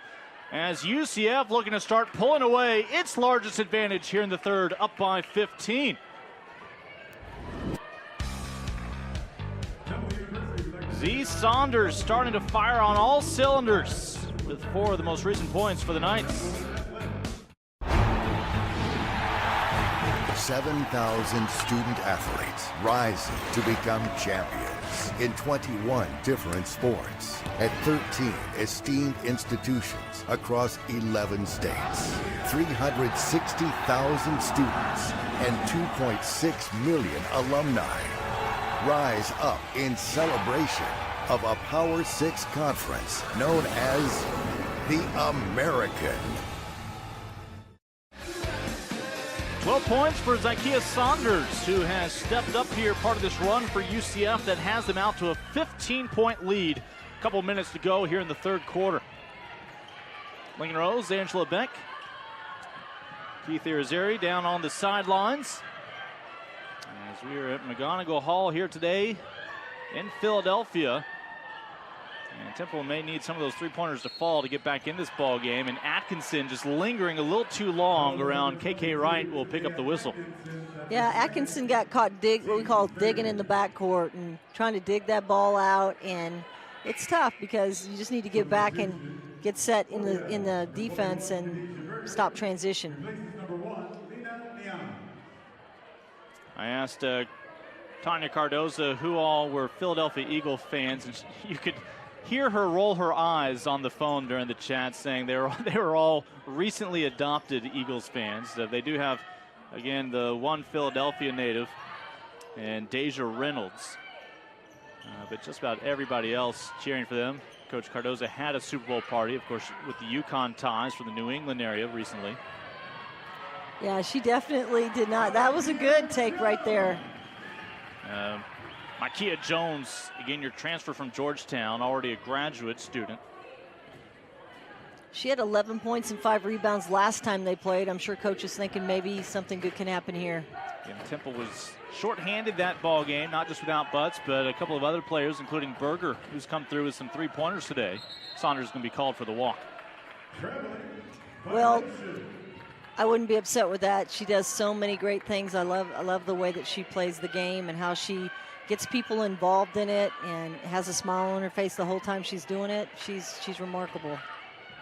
When UCF made that WNIT run last year, Saunders, even though she was never on the court, was a big part of it. Her leadership in the locker room, like an extra coach. Think about it, if you're a new coach coming into a program like Coach Abe was, what a blessing it was to have Saunders also make the trek with her as a transfer, because that is someone who's already bought into your system and can help encourage the other leaders to do the same. And you talked about those two spending time in the off season. Yeah, that's she knows exactly what you want her to do, and she is the coach on the floor. So, and then telling Z and KK and everything what she's learned. It's a plus. Officials reviewing the last play. Well, on that play, it was just fighting from behind, trying to get the rebound, and I think they're going to call it on Temple. On UCF. And Atkinson was actually going over trying to get the rebound, and they blocked her out, but she was pretty aggressive on that. But I actually think it's going to be called on UCF. This is an uncharacteristic year for Temple, and obviously Aaliyah Butts, the reason why their struggles, her absence this season, but this is an Owls program so accustomed to postseason. 11 trips to the NCAA tournament under Don Staley and Tanya Cardoza's back-to-back reigns as head coaches for this program, and 6 WNITs as well, including 2015 and 16 before these Owls got back into the NCAA tournament last year. Yeah, she's had them on solid ground. They've been a defensive-minded team, throughout the history of their program. They've been known as a very physical team and have a great tradition, obviously, with Don Staley there prior to her. They really built the Temple tradition. And Coach Staley's gone on to do a few things since leaving Philadelphia. Well, I guess she got a little national title last year. We'll mention that Coach Cardoza, all 10 years, assisted by Wade Veeney, the former East Carolina Pirate, and Ronette Crockett, the UConn 06 grad, has been on her staff for the past 9 years. Great consistency. Atkinson with another free throw coming up. You see C.J. Jones in his second year on the staff as well, and all of them buying into the play for K, wearing pink It's something the student athletes really look forward to as well. This has become such a common play. It's hard to believe it's been 9 years since we lost Coach Yao.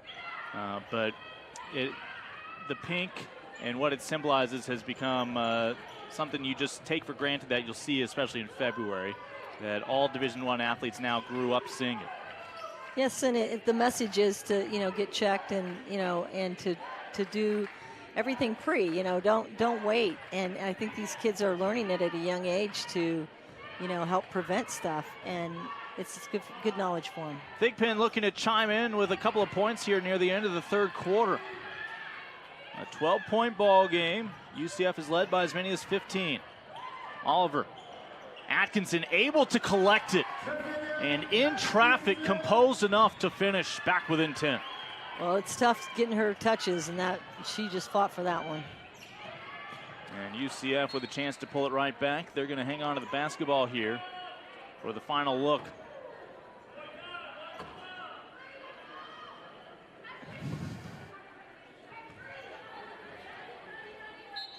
As everybody getting in on the pink. Just won't go for Paul. A 10-point lead for UCF after 3. As the Knights looking to improve to 9-3, pick preseason to finish 4th, hoping for a top 2 finish in this American before the end of the month. People say we're big. Wow. Well, what is big? This is big. It's an energy. An opportunity. So go on. Dream big. Because big is just the beginning. I got it. This is big. I knew I wanted to do something that had a direct influence. I just want to do what people did for me, which is to provide me a seat at the table. Everyone has limitations, and everyone has the ability to overcome those limitations. Without that Temple experience, we wouldn't have a blueprint to run the company. We've done 136 cleanups across 22 U.S. states. Without Temple, I wouldn't be in a position now where I can help people that are ill. Without Temple, I wouldn't be me. Power comes in all forms. Power is a big tackle, A big save. a clutch hit. And a game-winning shot. Power is also standing up for what is right. Power is respecting an opponent, officials, student athletes, coaches, and team representatives. Power is not tolerating racial or ethnic comments. Profanities or other improper actions. While at the game. The American. Power. Power. Power. Power for life. Getting ready for the start of the fourth quarter. UCF has been in the driver's seat for much of this ball game now. Their lead sits at 10 over those Temple Owls. We talk about 6 freshmen for the Owls, including 2 twins out of Georgia. For more on that, let's check back in with Keith. Hey guys, so the Mayo twins have been quite dynamic for Temple in many different ways. Obviously, Imani is the bigger scorer on this team. Nicolette was the walk-on. What's been fun about watching them this season is how they have each other's back. Now, Imani is very shy. Nicolette, you'll see her on the sidelines. You'll see her on the bench. She is outgoing. Oh, and one other thing, they're both basically geniuses. Imani, she was the valedictorian, and Nicolette, she was the salutatorian their senior years in high school. Yeah, Imani already a 4.0 in her first semester at Temple. I don't think many of us on this ADN production could claim as much.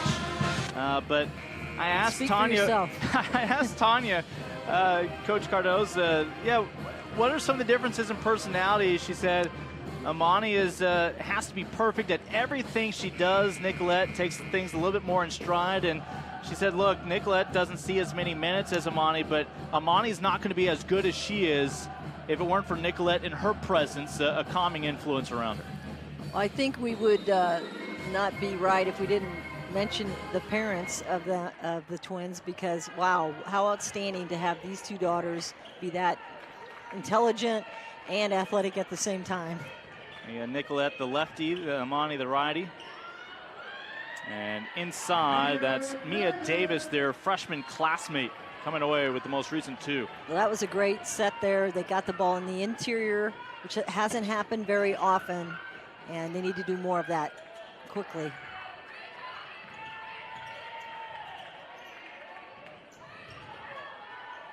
Inside to Kaba, no. Atkinson with the rebound. Mentioned she averages just about a double-double a ball game. And this will stay on this end. Well, that's one reason she fumbled there, was someone had her arm. But look for her to take over right now. If I'm UCF, I'm a little nervous. It's an 8-point game, 9 minutes to go, but we're at Temple, and we've got Atkinson on the floor. So you better pay a lot of attention right now, because she could take this game over. Open shooter from the wing. Nailed it. Nice stroke from Desiree Oliver, again, the freshman from Pittsburgh. And all of a sudden, the Knights with a little concern. Their lead is down to 8 with 9 minutes to go. The Owls looking for a push, looking to capture a split of this rivalry.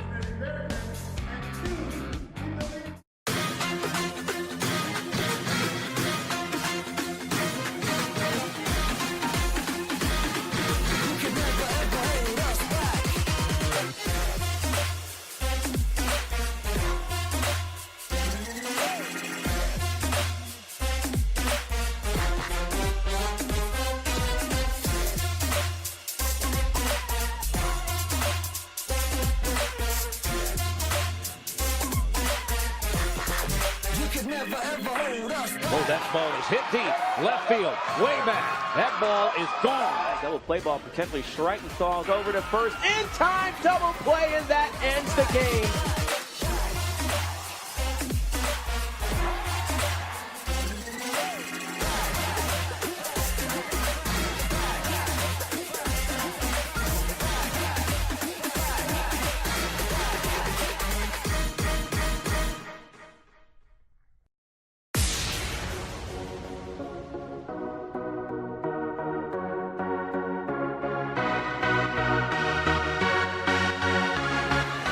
Underway from the American.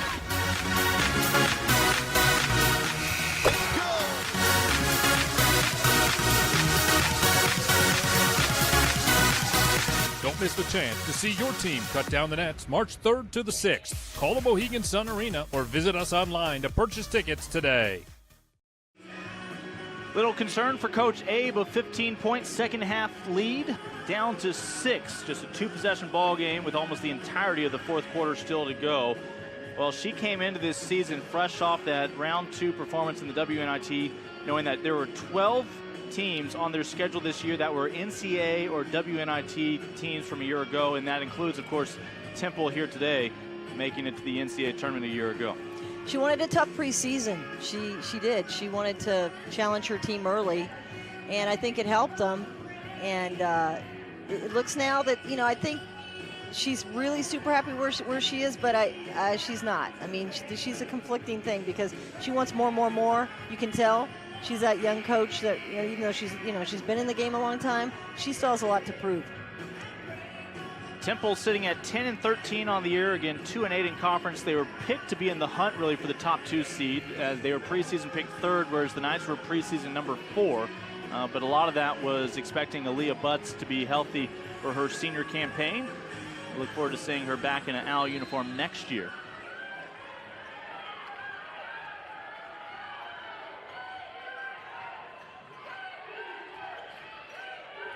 So Schuler and company will try to stretch this back to a 3-possession lead.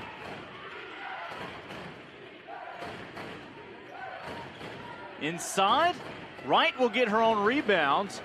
A fresh shot clock to work with, and now a tie-up.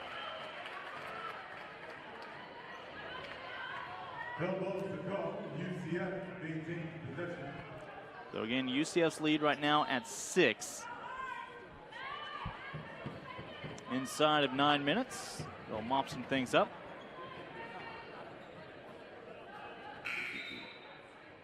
Substitution for the Owls, number 21, Khadijah Berger, replaces number 2. Well, again, Coach Abe called that last time out. Keith had an ear in the huddle. Let's check in with Keith for the update. Yeah, guys, I bounced back and forth from both huddles. First on the Coach Abe side, she was very animated and borderline angry at her players, said they got to move. On the flip side, Coach Cardoza was calmer and kept saying, guys, just continue to talk during the screens. We got them. We got them where we want them. KK Wright able to stretch the lead back to 8.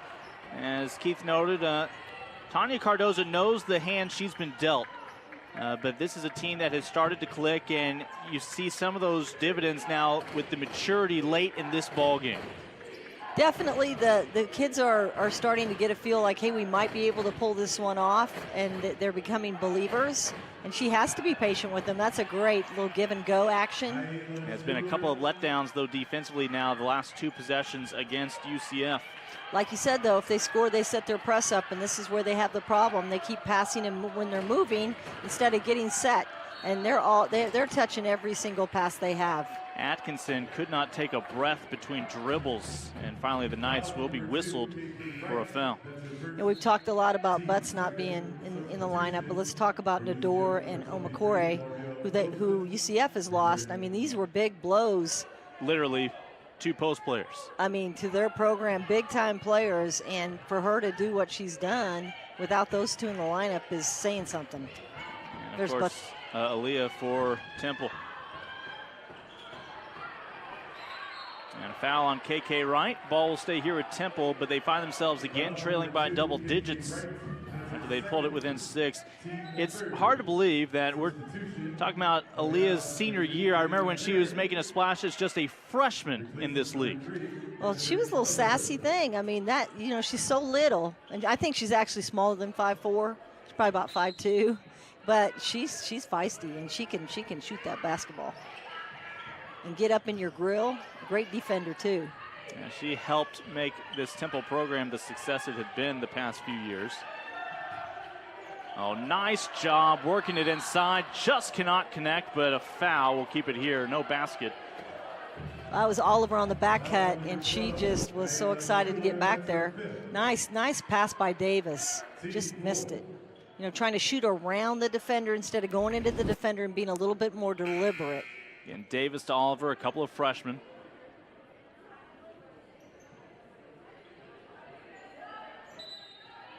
.7:25 to go here in this final period of regulation. A reminder coming up next for UCF will be that top 25 opponent in the Bulls of USF. Obviously, if neither team was ranked, still always a great rivalry. The Bulls got the better of that exchange in Tampa. UCF hoping to defend its home court against the Bulls. That kicks off those 4 games in 8 days after a bit of a breather between today and that, a week off. I think the way they play with this controlled tempo action, they can do it. It's just going to be, they're going to have to just do what Coach Abe's always done, is keep systematic about what they do every day and keep their routine going. Meanwhile, for Temple, they hit the road.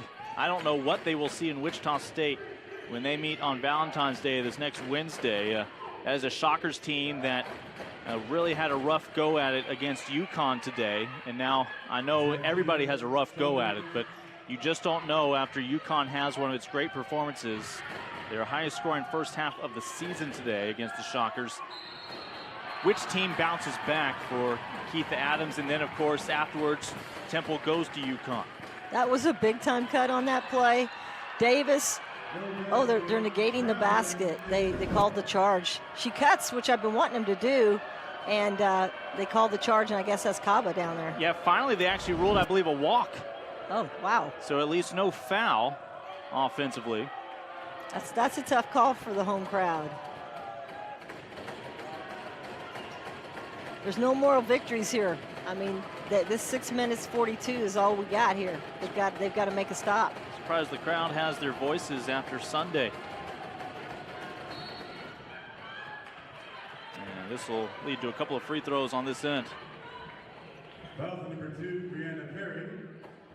We haven't seen a lot of Deja Reynolds, but that was a nice.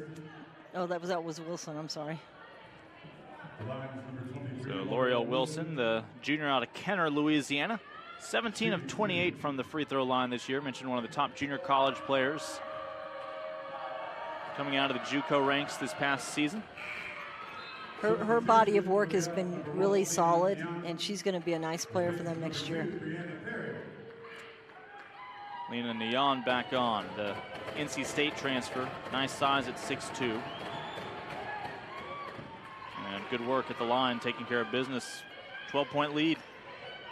UCF has responded well after Coach Abe called that timeout when their lead had dwindled down to 6.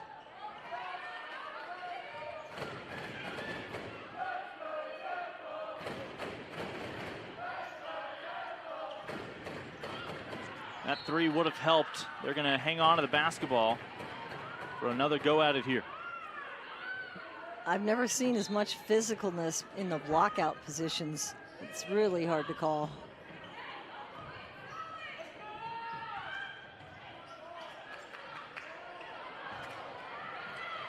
Well, it's a one-player wrecking crew right now, and Lena Neon fighting for rebounds, fighting for opportunities. As Caba's whistled for the 4th time today. Yeah, we haven't seen a lot out of her today, but those were physically nice takes by her. Failed to mention it, but obviously Schuler did foul out a little bit earlier, finishing with just 2 points today. Well, they call her the glue, so that must mean that they are a little unglued at this point. You know, she is their rebounding specialist and the one that tells everybody what to do in the press. So that's why I think we've seen a little bit more of Paul, because she's filling in for Schuler. Neon was 2 for 2 this year from the charity stripe. Those were her 3rd and 4th free throws on the season. Now a 75% shooter. Gave her her first point on the day. And Paul, again, making things happen here down the stretch. Or, pardon me, L'Oreal Wilson. Yeah, nice, strong, physical move. Little double pump underneath the defender. She's got a nice physical body that can take impact. Wilson sitting on 6 points. A couple of rebounds, a pair of assists. Saunders has 14 for the team high. KK Wright with 10. Temple has your leading rebounder today. 10 boards for Davis. As a couple of Owls today with 9 points, Mayo and Atkinson. As Neon takes a seat. Down by 12. And Atkinson flustered. Other way with Saunders. Oh, and a hard foul. Well, they get you to think you're free, and Atkinson went down the sideline, is which they want you on the sideline. She tried to split the trap. It looked like there's a lot of physicality on that, but there was no call. And then the push from behind. They're going to stay with a common foul here on Saunders. But there was not going to be much of a chance to play that ball.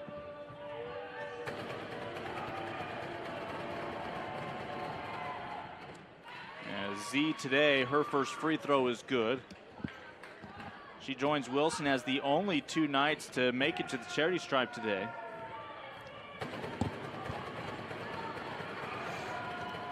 And that gives her 16 now. 14-point lead for the Knights. They've led by as many as 15 here in the second half. Owls had trimmed it as close as 6. I mean, the defense for USC is playing so hard here late. They are, I mean, it seems like they're playing harder now than what they played in the first and second quarters. Yeah, UCF has not allowed a shot on the last 2 possessions for Temple, but Owls are about to get it back here.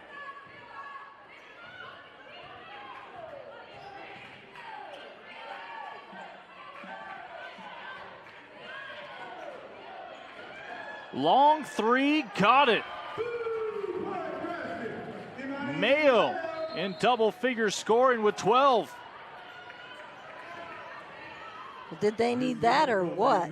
That was a great take, good follow through at a time of need.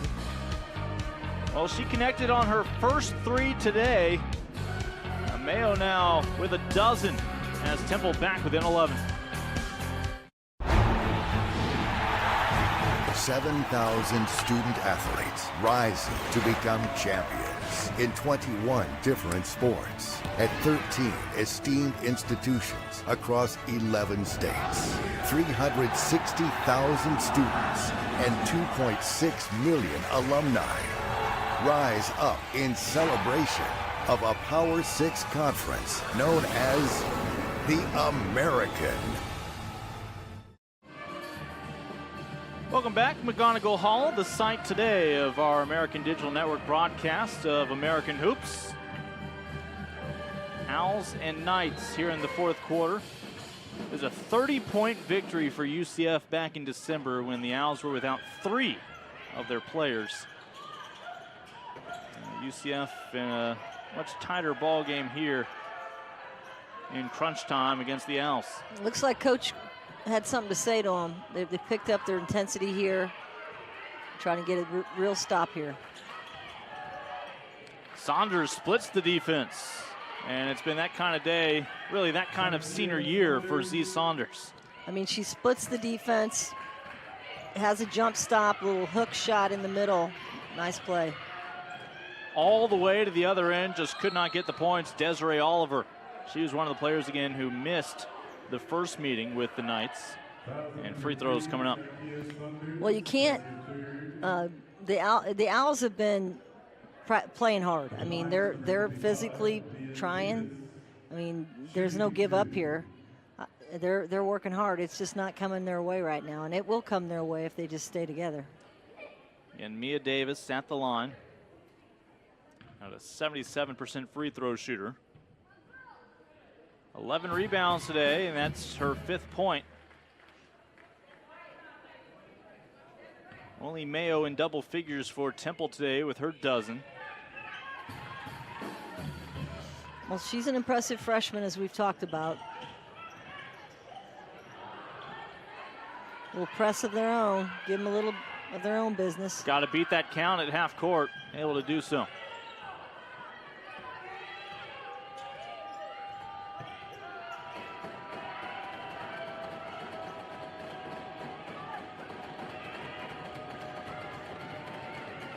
Saunders whips it into Kaba, but just can't keep it in play. Well, good defense. Good positioning by Kaba, but it's not the right angle on the pass, so it went out of bounds. Still allows the Knights to try to set things up here defensively.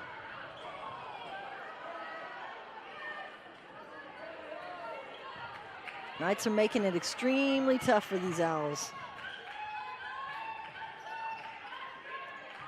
You talk about the heart of a champion. Well, how about that? Mayo looked like she was doing everything she could to draw that foul. Doesn't get the bucket, but she'll earn some free throws. Well, she's pretty crafty.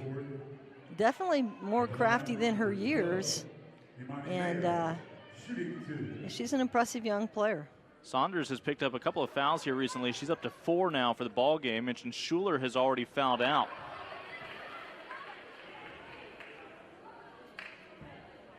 One more for Mayo. Mayo's been the most consistent player on this team, according to her head coach, Tanya Cardoza. Has been so steady on offense and defense in this, her first year of college ball. She is regularly assigned defensively to the opposing team's top guard. And KK forgot the basketball there. And timeout by UCF. I don't know if they had possession, but they will award the timeout to Coach Abe. Well, it's just heads up play right there. Get it before they give it away. UCF's lead at 10 with 3:37 to go here in regulation. And a reminder, after a full slate of women's basketball this year on the American Digital Network, we are counting down the final 4 dates on our calendar.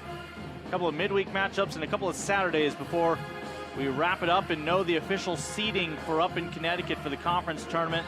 We'll have the Mustangs and the Bulls coming up on Wednesday.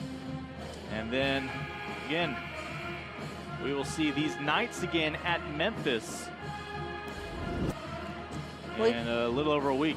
You're going to have to credit UCF for making a bad night for Atkinson. You know, 2 of 7, not really getting many possessions, only 9 points. 11 points or 12 points below her average. That's good defense. Lincoln Rose, Angela Beck with you, along with Keith Irizarry. And Keith will have a chance to talk to the Victorious head coach and one of the standout players upon the conclusion of this matchup. Masani Kaba fighting for opportunities to close out this ball game. Again, Kaba, as a freshman out of Massachusetts, has been on the radar for Coach Abe since back when she was coaching at Albany. Kaba at 6'3", averaging about 9 points, 6 rebounds a ball game. 10 times this year has had 10 points or more. I think everybody's game plan is to play her very physically, so I'm kind of smiling when I watch her. Just that time, she just like had enough of it. So she's gonna learn in the off season, you know, how to get more physical and handle it. Well, and when she has some size re-injected into this lineup around her, where you can't just focus on her, she should continue to flourish. Meanwhile, Mayo just off the mark with that three, rebound by Thigpen.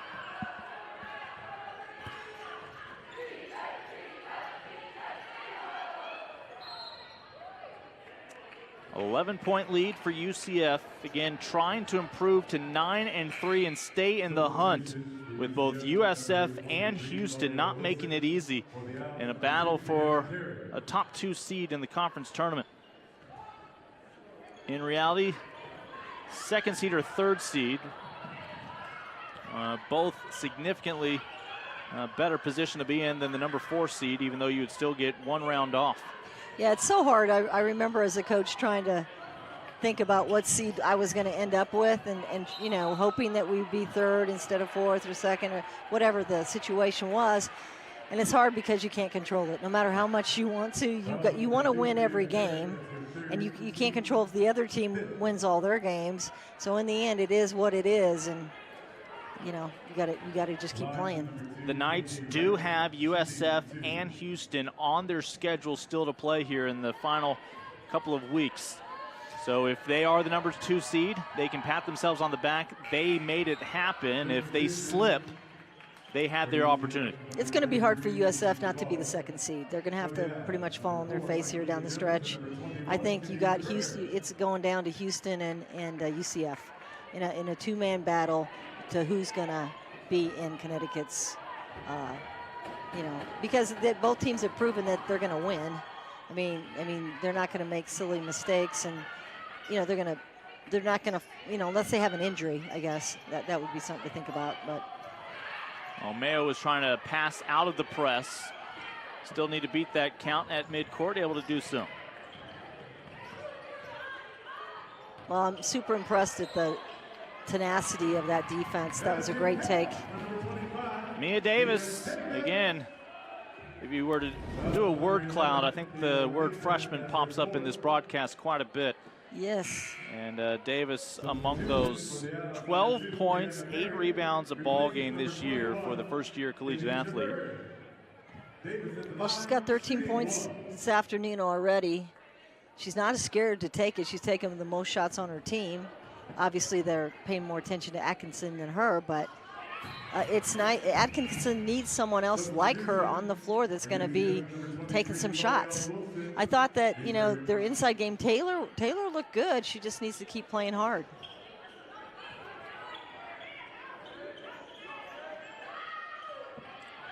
A 9-point lead for UCF. Can they hang on? And they're going to get a walk. Did you see I called that? Yeah. I mean, we need to get you a whistle. I really feel like it. I had the motion going right there before. I had it right there. 3. Took her a little longer than me, but she's still the official, and I'm not. On Sunday, that would have been ruled a catch.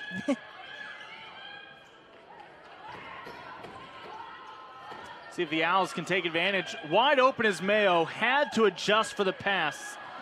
And that did not set up a shot in her favor. UCF realizes the clock is on their side. No reason for a quick shot. UCF uses a lot of bounce passes. I haven't seen Temple use as many, but if the defense's hands are high, you got to go low. And They will get a foul with 10 left on the shot clock. Foul number 4 by Kia Jones. That's her second. I like the demeanor that UCF carries in themselves. They don't get too hyped up. They don't, get too hysterical about anything. It's just kind of workmanlike. We'll mention right now, Saunders, Kaba, Thigpen, all in this ball game right now, all playing with 4 fouls. It doesn't seem like there's enough time left on the clock where you could slowly start to knock them out of the game and help yourself out, but something to think about when Schuler has already fouled out today. Yeah, I think all you're thinking about right now is getting points and stopping them from scoring, and you have to do it fairly quickly because UCF isn't going to be in a hurry here. You're not supposed to get bounces like that on the road. Second free throw, good. And the lead back to 11. Mayo among 4 Knights. Well, nice job recognizing her teammate. They'll count the bucket, and a free throw coming up, looking for the 3-point play from Tanea Atkinson. Well, there's no quit in her. That was just a great cut. And Kaba tried to get there, but Kaba has just fouled out. Yeah. Well, you just said, is there too much time or not? And there you go. But yeah, Kaba, you know what? Kaba getting there, I'm really proud of her for doing that because at 6'4", it's tough to get your big kids at a young age taking charges. And if you can get, I've seen her in several games taking charges. So if she's got that mentality that she doesn't mind sacrificing her body for her team, good for her. In place of Kaba now, it'll be Owusu-Aba, the freshman from Nigeria. Saw her briefly in the first half. And Atkinson, again, just shooting 1 free throw here. And that's her 12th point. She made the bucket. Everybody's standing around expecting a couple free throws. Kaba done for the day. She and Schuler have both fouled out. And again, there are 2 other Knights right now playing with 4 fouls. But Temple's going to try to prolong this game in a battle of free throws. So we haven't seen much out of Gregory tonight. Do you think that she was trying to give her rest, or I wouldn't think this would be the game to do it. But well, they're going to have a week coming up to get all that rest. I'm just surprised. I mean, here's the preseason #1 first team pick. I believe you were the one who did ask her about an approach here, and she did say she was going to try to get certain players as much rest as possible down the stretch for this crunch time. It hasn't been that easy of a game, though, until the late in the third quarter where, they still, it was a 6-point game at one point. So there has to be more to it. Aaliyah just played 9 minutes. She did mention, fair enough, on the phone, I think, yesterday with us, that she was going to manage her minutes. Quick turnaround 3 won't go. And rebound by KK Wright, and they'll send her back to the free throw line. Whatever they did on those last couple of plays, they didn't hit the shot, but they got some really good guard movement quickly, and we call it quick hits. Get a quick hit as fast as you can, and they just, I like that. I wish they would do that more early. Well, UCF, for the longest time in this game, only had attempted 4 free throws. They are quickly mounting here. Wright alone now 5 of 6, make it 6 of 7 from the charity stripe for 6 of her 16 points, second only to Z Saunders, who has 18. Well, there's a theory to foul them and, try to get the ball back, but as the lead stretches, then you have to stop that theory. Up by a dozen.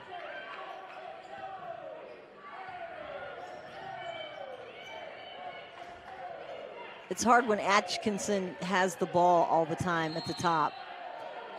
Good take by her, but when, if she's the point guard bringing it down, it's hard for her to create her own shots up there.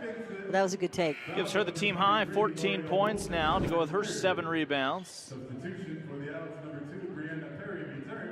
And the foul on Thigpen knocks her out of the ball game with her 5th foul. That'll be announced here in a moment. She's still lining the lane.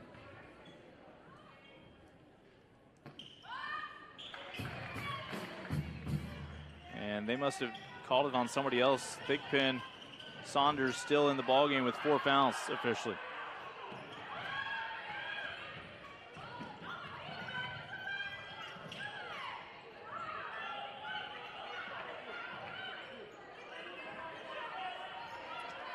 UCF's guards dribble with a purpose, which I like. If they dribble, they have a reason, and they don't put the ball down a lot extra, and that's good. That's good for your offense. Saunders for a pair, no. And the foul was officially on L'Oreal Wilson, not Thigpen the last trip down. Speaking of Thigpen, and she is not scared to step in there, take some bumps. For the Owls, number 21, Khadijah Berger. Khadijah Berger back on, the native of Hampton, Virginia, in her senior campaign.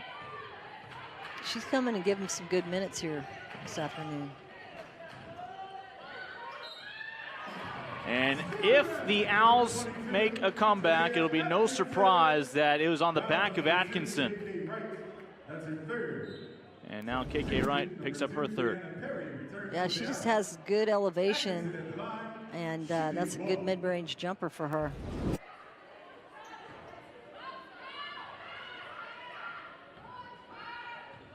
Seven of 10 from the free throw line today for Atkinson.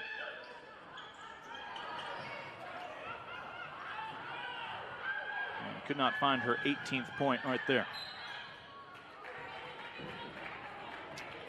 Perry will be whistled for her fourth. Foul number 2, Brianna Perry. That's her fourth. Well, the Owls At the line is number 23, are in no hurry to let UCF catch its flight. While they have the Knights, they figure might as well right now, just a 7-point ball game, continue to fight for that victory. Can't blame them. It's a good effort by Temple. I mean, just when you think they're out of it, you know, they're making another run. So they had some good runs during the game, just not enough probably balance in their scoring. Took a few bad shots when they probably shouldn't have. But their defense, I mean, they've held them to 63 points here, under 70, you know, which is good. With one more point, Temple will have scored as many as UConn did on UCF this week. Well, I was going to say that I'm sure she's not happy with that, Coach Abe. She doesn't want them to get another basket. Too late. Nice looking stroke out of the right hand of Micaiah Jones. That's going to throw her over the edge. And Temple will call the timeout. Don't go anywhere just yet. And if Keith was already starting to think of his questions for Coach Abe, he may have to toss that plan out the window. Yeah, definitely. As I say, just when you think that the game's over, there's a lot of fight in them, and there's people stepping up. And that was a deep corner shot there by Jones. She had 11 points last time they played and 5 rebounds, so you know she's capable. The Owls' last win, February 3rd against Tulsa here, before a narrow defeat in New Orleans this last week by 4.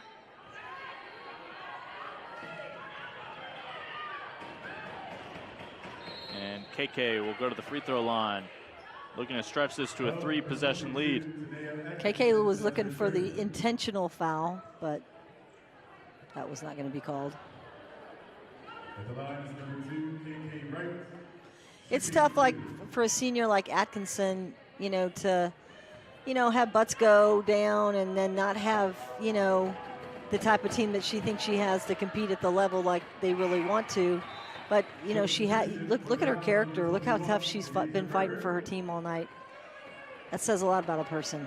Well, Saunders misses the first free throw. It is still a 2-possession ball game. Can she stretch it to 3?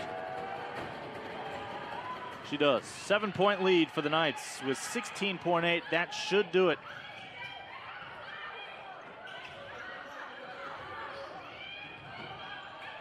And just need to fire one up now. Denied. Wilson with the rejection as time starts to tick down. The Knights will continue to be in the hunt for that number 2 seed in the American. They improved to 9-3 and for the first time sweep the regular season series against the Owls. A 7-point lead victory as UCF prevails. When we come back, Keith will have a chance to talk to Coach Abe and the Knights. People say we're big. Well, what is big?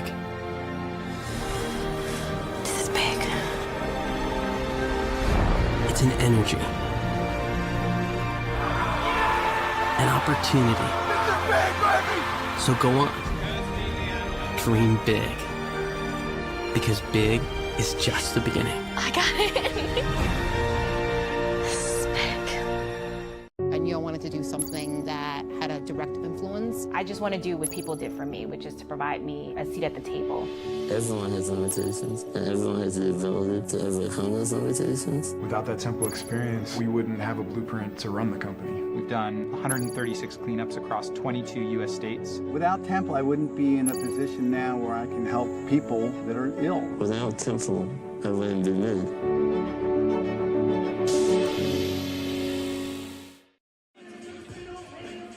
Well, it was a 30-point loss to UCF for the Owls back in December. A much tighter affair and entertaining finish here in Philly. Let's check in with Keith. He has Coach Abe. Coach, we'll start off with the positives. Win number 17. What do you take away from this game? That every team is so good and that we skated by the UConn. Woo! Because after you play UConn, everybody, not just us, everybody, I've seen it. It's just really tough to adjust. It really is. I mean, because they're such an incredible team. So now that we got this game under our belt, now hopefully we can get back to normal. In the fourth quarter, Temple got the game back to within 6 points. You were angry at your guys. Why? Because we were fouling, and we don't need to foul that much. And two of the starters are out fouled out, so that doesn't really help us. We were giving them easy baskets at the foul line. 8-day layoff now. You go back home. You play South Florida, number 22 in the land. What do you need to fix to get that victory? Well, that victory we lost because we played UConn the game before. So it's just, so obviously we're going to have some time to rest up a little bit and then really focus on them and that being our next biggest game. Coach, thank you so much. Good luck the rest of the way, all right? Thank you. There's Coach Abe. Now let's bring in Zakiya Saunders. Man, you guys fly around defensively. We could talk about your offense, but I want to talk about your defense. How much, confidence do you have in this team defensively? We have a lot of confidence in our defense in general. Today it wasn't great, but, we fought hard towards the end. For you, I feel like you're always talking. You're always trying to get in your girls' ears. Is that leadership role just something you relish? It's something that I've grown over time. I've been with Coach A for a while, so she's been helping me develop being a leader. So I'm trying to bring it out here on the floor. 18 points tonight for you, 3 steals, but then we flip it over to Temple. Temple hung around. Why were they able to hang around with you guys? They're a really good team, and we didn't get stops on defense like they did, and they executed their offense better than we play defense at the moment. And I'll ask you one more. 8 days into your next game, I asked Coach the same question. What do you guys need to fix to get the win over South Florida? I'm pretty sure she probably said boxing out and defense. Great stuff today. Congratulations. Good luck the rest of the way. Thank you. All right, back to you guys. All right, thank you, Keith. Great to hear from both Z and Coach. Z, as Keith mentioned, 18 points, tied for the team high with KK Ryan, who had 18 as well. In addition to those 3 steals, had 7 rebounds. So UCF winners today here in Philadelphia. Big thanks to our entire ADN crew, for Keith Irizarry along with Angela Beck. I'm Lincoln Rose. The Knights stay in the hunt for one of those cherished top seeds as we continue to march towards March. As February American Hoops continues, I look forward to seeing how this one all winds up. Knights victorious today, 64-57.